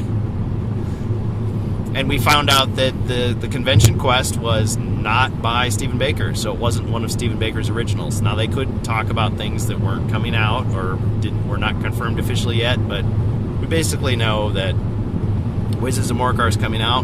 The question is when. We were told that... And I think what it looks like, because, the original... Yeah. Sorry. Yeah, you're right. We might want to expect more cardboard and less plastic for a little while. We are definitely seeing the end of the Target exclusive for First Light in the US soon. Don't know when. I was speculating in the last stream about Wizards of Morcar, thinking, well, if they're still going to get it out, and this is affected by the tariffs or supply chain issues or anything of that nature, because they haven't cut personnel. So if they're trying to cut costs other ways, one way they could do it is, I'm just imagining, this is no proof of this, no confirmation, they could make the mercenaries cardboard standees. Just give us the 4 plastic wizards, and then just put in the booklet, like, if you have other mercenaries, you can use that at arms. That would be one. I mean, I hope they don't have to do that, but that could be one way they could do it. Just saying. Well, we know that Wizards of Morcar, I mean, and Carmine wants to release it. You know, that was what he said. He jokingly said, you know, Biplane up there. Sorry, wildly unrelated. oh wow, yeah, just a biplane going overhead. Yeah, just Cool. Can't really see it. that's all right. The camera. Live TV, folks. That's right. Yeah, but no, Wizards of Morcar is natural to come out because it's the last boxed, full-fledged expansion. And Carmine at the time said, yeah, well, if we did release it, we would make it 10 quests. If we did release it, we would play test it more. If we did, we would bring it up to the standard that people expect. You know, at the time Frozen Horror was out, so that was kind of the model.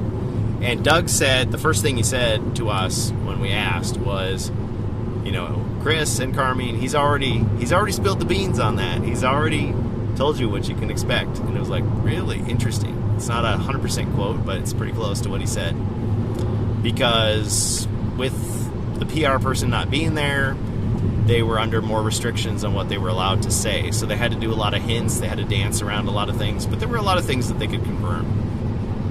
And since we saw the storefront the storefront listing some time ago, that tells us that Wizards of Morcar is coming out.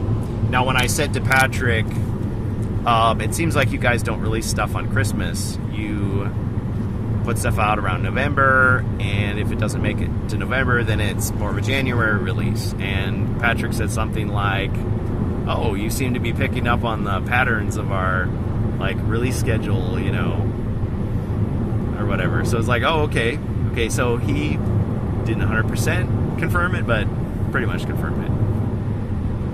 And with the Gen Con quest, of course, it mentions Groshok, which is the name. I know multiple characters can have the same name, and who's to say everything is exactly the same, but that is the name of the orc shaman from Wizards of Morcar.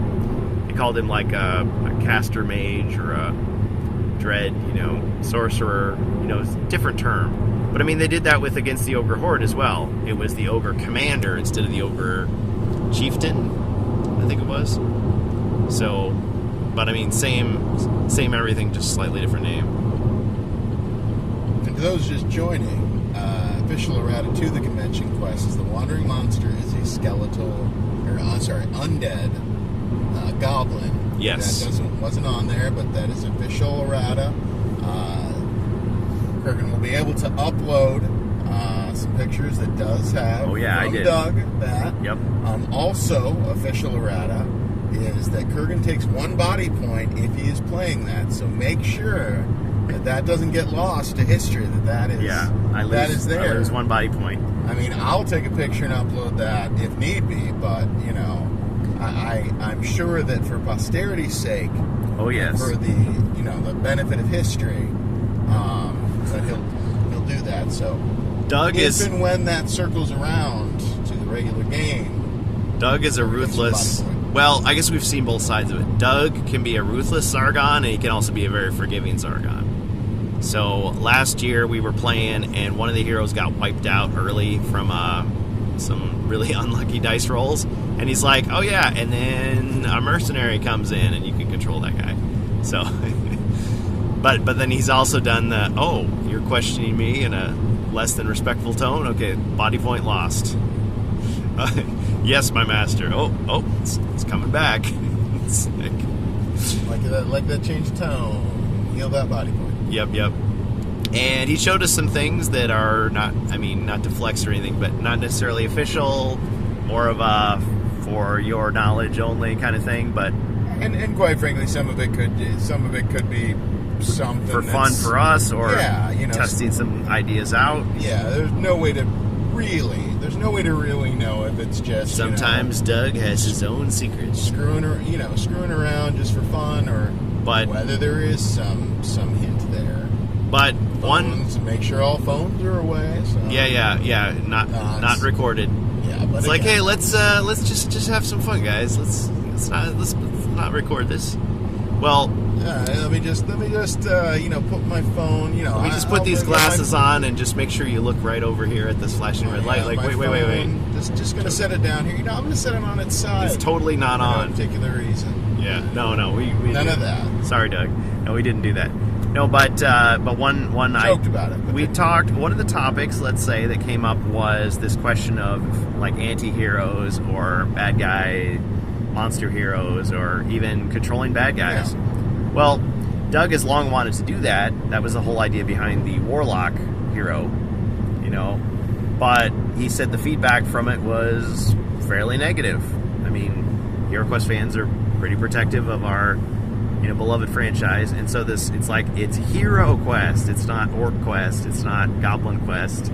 Not anti-hero. Anti-Hero Quest. Now, I was saying, hey, you can sell that idea by just calling it, just sort of like was Elseworlds. Was that? What am I thinking of? What franchise is that? Elseworlds. Was that Marvel? Or What If? What If is Marvel. I want to say DC. Oh, DC, yeah. It shows what kind of nerd I am. But anyway, you have It's franchises. been a long week and weekend, but Oh, that's still. okay. Yeah. Well, you have franchises where, like, you could have an expansion that's just from the bad guy's point of view, or here's a side story about maybe some apprentice wizard that's working for Zargon, or whatever, some Orc commander. You could have a story like that, just like we were talking about a villains pack, like just something to kind of like enhance things. It doesn't have to be the main storyline. It's not necessarily canon, if you want to say it, call that. I mean, my take on the Warlock was to say, you know what, if you want to save it, like only have heroic characters, well, the Warlock means something like Oathbreaker, right? Traitor, something like that. So it's not saying that the halfling is evil. Maybe the traitor is the demonic character, like a renegade monster, basically.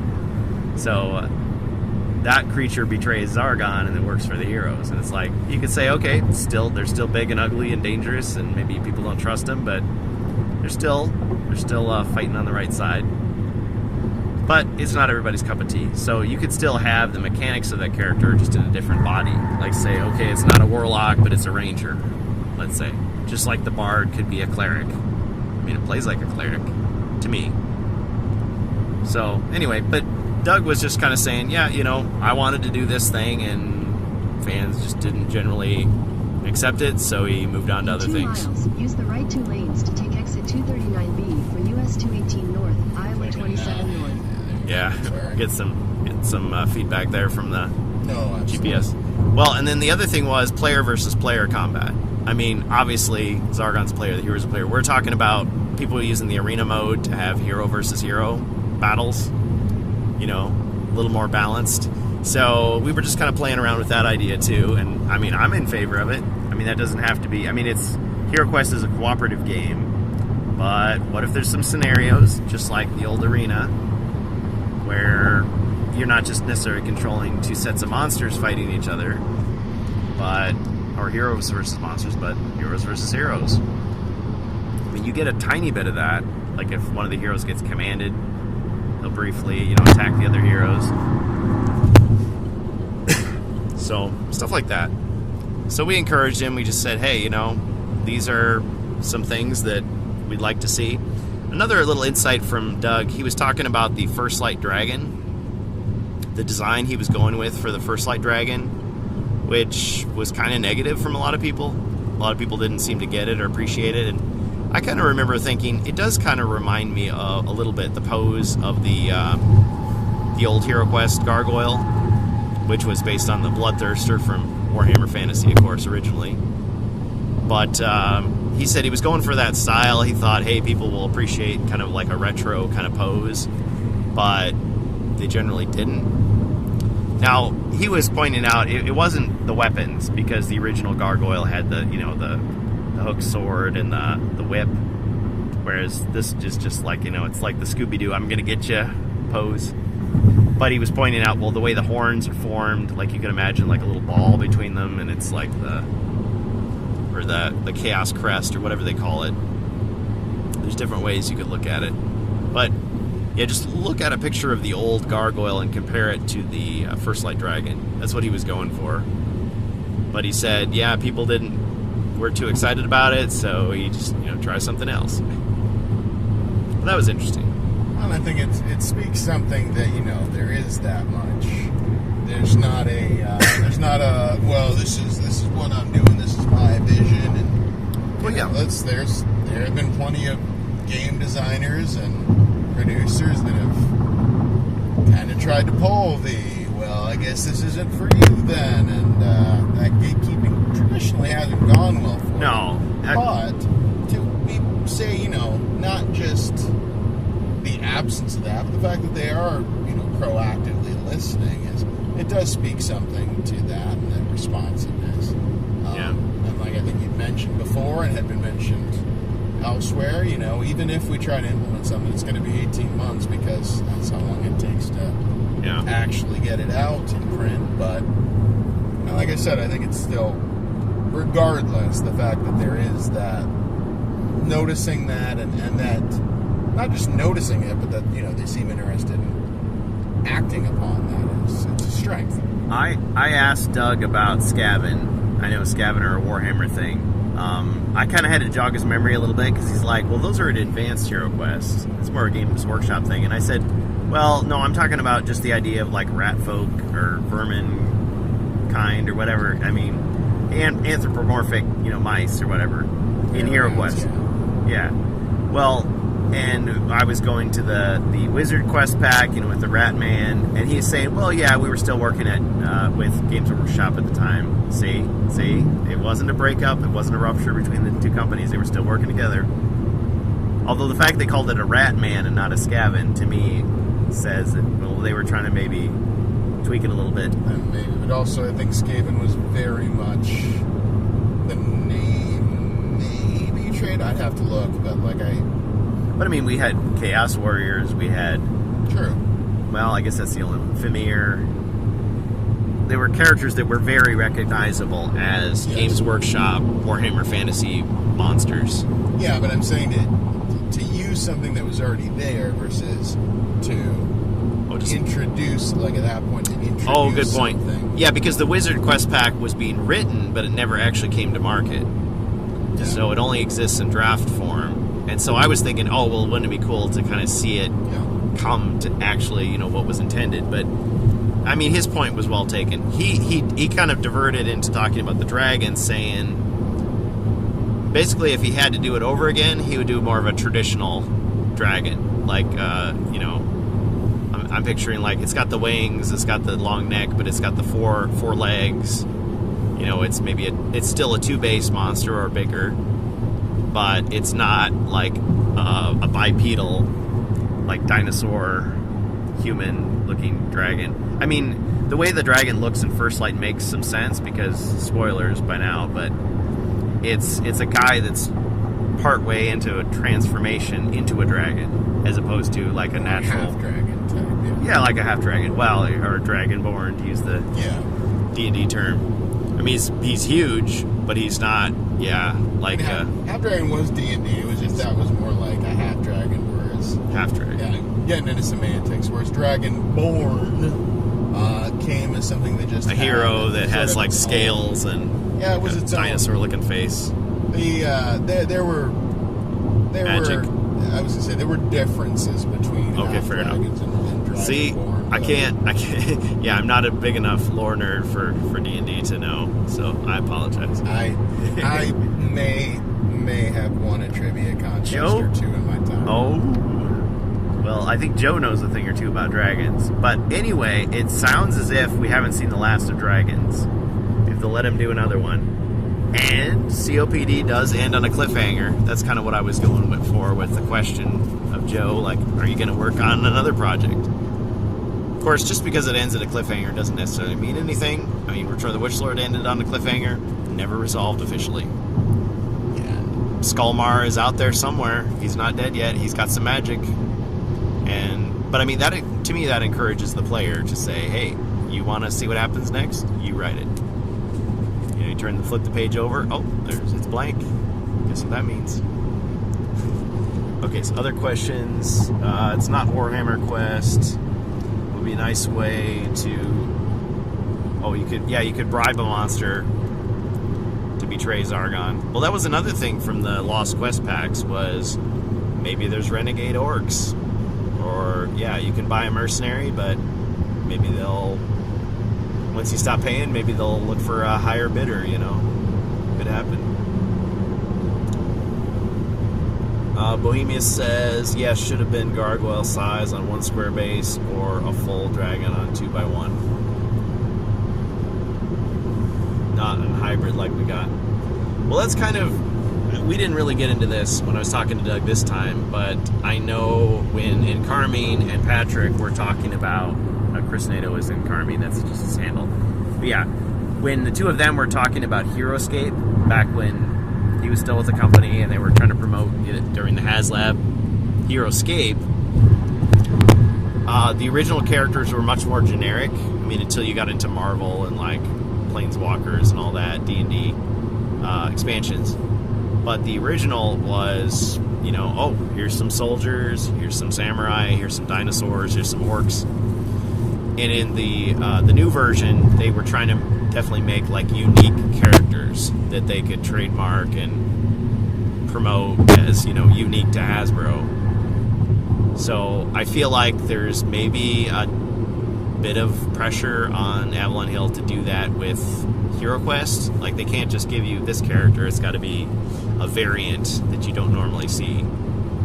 I mean, except for stuff that's so nostalgic, you can't really change it. Like, the Barbarian has to kind of look like Conan the Barbarian. Yeah. Certain fantasy tropes that are just kind of built in. Yeah. But, I mean, you could give the wizard a beard instead of not a beard. You know, just a little stubble. But he doesn't wear a pointy hat, you know. Your skeleton's got to have a scythe. You know, of course, they took the zombies' hog splitter away and gave him a sword and shield. But I mean, I'd like to see the Dread Warriors carrying axes again. You know, we haven't seen that in a while. Right now they have maces or swords. Let's see. See, we can't have a stream without somebody trying to bot us. But anyway, we'll ban that person. Yeah. So, any other questions about Gen Con stuff? I mean, it was a lot of off-the-cuff conversations, seeing more of the inner workings of Avalon Hill. Thanks, Bohemius. He upgraded a monster. We'll have to use that in our next actual game stream. Funny. But I think, once again, I was impressed with the team. Every person I talked to was super friendly. And it didn't feel super transactional. It felt like, hey, you know, they really are pleased to see, you know, fans showing up and conversing. And last year they ran out of those First Light pads super quick, and they were cool about, you know, making sure we got some. And it's like, well, is the digital version coming out? No. Okay, well, I guess we can scan it and put it online. It's like, yeah, pretty much. I mean, what else can we do? But this time, they had pads galore. And I think people weren't taking enough, because when you walk up there, I mean, they would say, oh yeah, take one. But I think people would just like rip one of the sheets off and just take it. They wouldn't take the whole pad because they'd think that, oh, I couldn't take that much. So like Rob, they were just handing him like stacks of them. Like, here, just give them to whoever, you know. So if you are wanting one of those Adventure Design Kit pads, you know, the sheets of blank, you know, design your own quest things that are in green now instead of purple, just let us know. Let us know in the Discord. While supplies last, we'll try to get them sent out, and we'll try to scan them as soon as we can so people can't scalp them, because people are scalping that stuff already. It's sad. Disappointed in those people. I know if you've got to make money, you got to make money. But listen, you could have saved money by not going to Gen Con, right? So anyway, it feels greedy. did they talk about the leveling system mentioned in Luca 2024? That did not come up at all, and I forgot to ask that. However, I did mention it when I was talking to Craig Von Ness, because he was there. Always a cool guy. Of course, one of the co-designers of HeroScape back in the day. Anyway, I was talking to him about I think we talked about Japanese Hero Quest. I also talked to I think I talked more to Kevin, who was one of the demoers, because he prides himself on knowing a lot about Hero Quest. I was like, but do you know about the Japanese version? And we were talking about, how you could pay the gold and roll the dice to see if your body points went up, maybe between quests. And he was like, oh yeah, I'll have to learn more about that. I'm like, it's on Yielden, you can check it out. I plugged his Bazargan's translation. Of course, he said, well, I know some Japanese. I was like, we could help improve the translation then, because a lot of it's machine translated, or, we don't know how good it is. Yeah, so sorry about not getting into more detail. What about new heroes? Well, they did... Brian, do you have anything to say about new heroes? Definitely nothing official. There's always... It's one of those things where I think, there's always ideas and but no, definitely nothing official. Nothing even, I would say, that beyond just, kind of thinking about stuff. But there's so much inspiration out there, it's hard to say what could go one direction or another. Doug gave some more insight into how things work in his mind, which is to say, he is not out to copy some fan's idea and just steal it and use it. That's not how it works. Rather, he looks to see, is there a common theme coming up? Like, lots of people want a cleric in the game and make their own cleric. And he goes, So they're looking for something kind of like that. And then he would create his own thing. Not necessarily imitating anybody, but just that concept. And so I think I was saying something like, so we need to make lots of like rat people, and he didn't really answer it. There was a lot of different conversations, so I'm not exactly sure how I said it, but I thought I communicated that to him anyway. See, without a recording, I can't go back and say, I said that exact thing, and then his head looked to the side, and then he said that, so that's what it meant. He looked he looked nervous when I said that, so therefore, no. A lot of speculation here. I was going to say, there's a lot of speculation, plus you've also got, it's a convention. There's stuff going on. Yeah, they're getting distracted constantly. Yeah, maybe somebody's calling for his buddy Doug across there. You're naturally going to kind of move your head. It's easy to sort of theory craft. We were having to move out of the way and be like, okay, sorry, you got people you got to talk to, and let him get away. They're there for business. And, absolutely. It's nice that part of that is outreach to the community. He started to show me Cosmo Lancer, and I kind of turned him down. I'm like, oh no, that's okay. I'll catch up with you. But he was demoing it for some other people. But I think he was trying to break the ice too, because he wanted to talk to us about stuff, but things have changed. At least this time, they weren't allowed to be quite as open as had before. So I'm sure they've got questions in house too. Really. They're gonna have meetings. They're gonna talk about it. And he reiterated, when people say stuff on the Discord, they have meetings about it to say, here's what we see the fans are saying. How should we be reacting to this? Or what can we do about this? Whether it's a complaint or a request or just an insight, as they call it. But I would say for heroes, I think there are definitely characters. So Groshok has a daughter. Does that mean she's evil too, or is she possibly a character that will help the heroes? Is there a character arc of some kind? Because it sounds like Groshok is failed, so he failed already.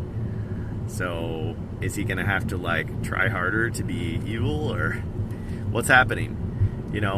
Originally for American fans, Sir Ragnar was not a traitor. Europeans always knew he was a traitor. So but the storyline they told about that was different in the new version than it was in the old. So all things could be possible. Maybe there's a civil war within the orc community. That was kind of hinted at in Spirit Queen's Torment. that there was a few orcs, at least, that didn't want to have anything to do with Zargon and his stuff. I mean, most of them were perfectly happy to be part of that evil crowd. But, you know, so you could come up with your own little storyline of why that made sense. The whole question of anti-heroes or monster heroes or just plain as evil characters besides Zargon. Again, that was something that Doug was kind of saying, like, he wanted to go in that direction. He wanted to do more with that, but it just wasn't being received well, so he was kind of like accepting that. But I mean, if that changed, or maybe they could do it, that could be something. Did Joe get angry about us making fun of him? Well, he is an actor, so I'm sure he can control his emotions in public. Not visibly, but he did write "I will have my revenge" on the mythic box I had him sign, and there was a rantcast titled "Joe's Revenge," which was me just saying, like, oh, you know, his thing didn't get funded, but he made it happen, and you know, we thought it would never come to retail, but it is coming to retail, just the way he wanted it, you know. So we'll see. No, he seemed he was very calm. He was friendly. He made self-deprecating jokes, as he often does, if you've ever watched. He didn't, well, I don't know if he talked about the fact that people can't pronounce his name. But I mean, he said, you know, because the question was, it was something about, you know, the attitude of designers. And one of the designers said, hey, you know, I make a game that I want to play, you know, and if people like it, that's great. But if they don't, I mean, I'm not bothered by that. And then I think he was talking about his acting career, and he was, you know, making some references to things he's been in. It was along the line. The question was a kind of weird one in regards to. It was kind of a rambling question. Yeah, you know, like, have you ever, as a creative, had to do something or work with something, design something that wasn't an audience that you were familiar with, and you know, you really did. How much did you reach out and try to research that audience? To really get the feel, and how much was it you just doing on your own? Joe actually answered initially with, what? You mean like a male stripper movie? Or a Smurf? Yeah, the Smurf also came up as part of it. Oh, yeah. So it's just like, sometimes it's just a job, sometimes it's just a paycheck. Sometimes you don't go back and watch the movie. It's like, somebody wanted to watch it, but it wasn't me. So that was kind of a cool, I mean, just candid answer. That's how he seemed very genuine. But has he watched our streams and seen the jokes? I don't know. So did I feel like really embarrassed and like sad that I teased him? Not really. But I mean, he seems to be the kind of guy that would take it in stride. I mean, he makes fun of himself in interviews and stuff, even though you would imagine, I guess, from his performances that he has a big ego. But I don't know. We don't know the guy personally. We just know how he presented himself in this forum. He signed a lot of autographs, and he had a little nippy dog that you weren't supposed to look in the eyes. But we're glad there were no injuries. I mean, no fatalities. No fatalities. I don't know about injuries, but Yeah. no fatalities. I think that's pretty much confirmable. Yep. But the AI song about Joe locking himself in the dungeon and writing the quest, you know, overnight, pulling an all-nighter, no, that's not how it really happened. Not even close. But it's a fun parody. It's a fun satire. And really, even in the song, we basically vindicate him and say, like, hey, you know, his evil plan succeeded, and now the dragon is out. It's loose. And that was before we even knew about the controversy of the body point being lowered. Really, though, you're playing, and if your heroes are having too easy of a time, just be like Doug. Just make it harder. Little secret. All right, well, that'll conclude our stream for now, and thanks for watching. HeroQuest fans, we'll have some more and probably more organized recaps later on when it's time to do our regular shows. So everybody take care.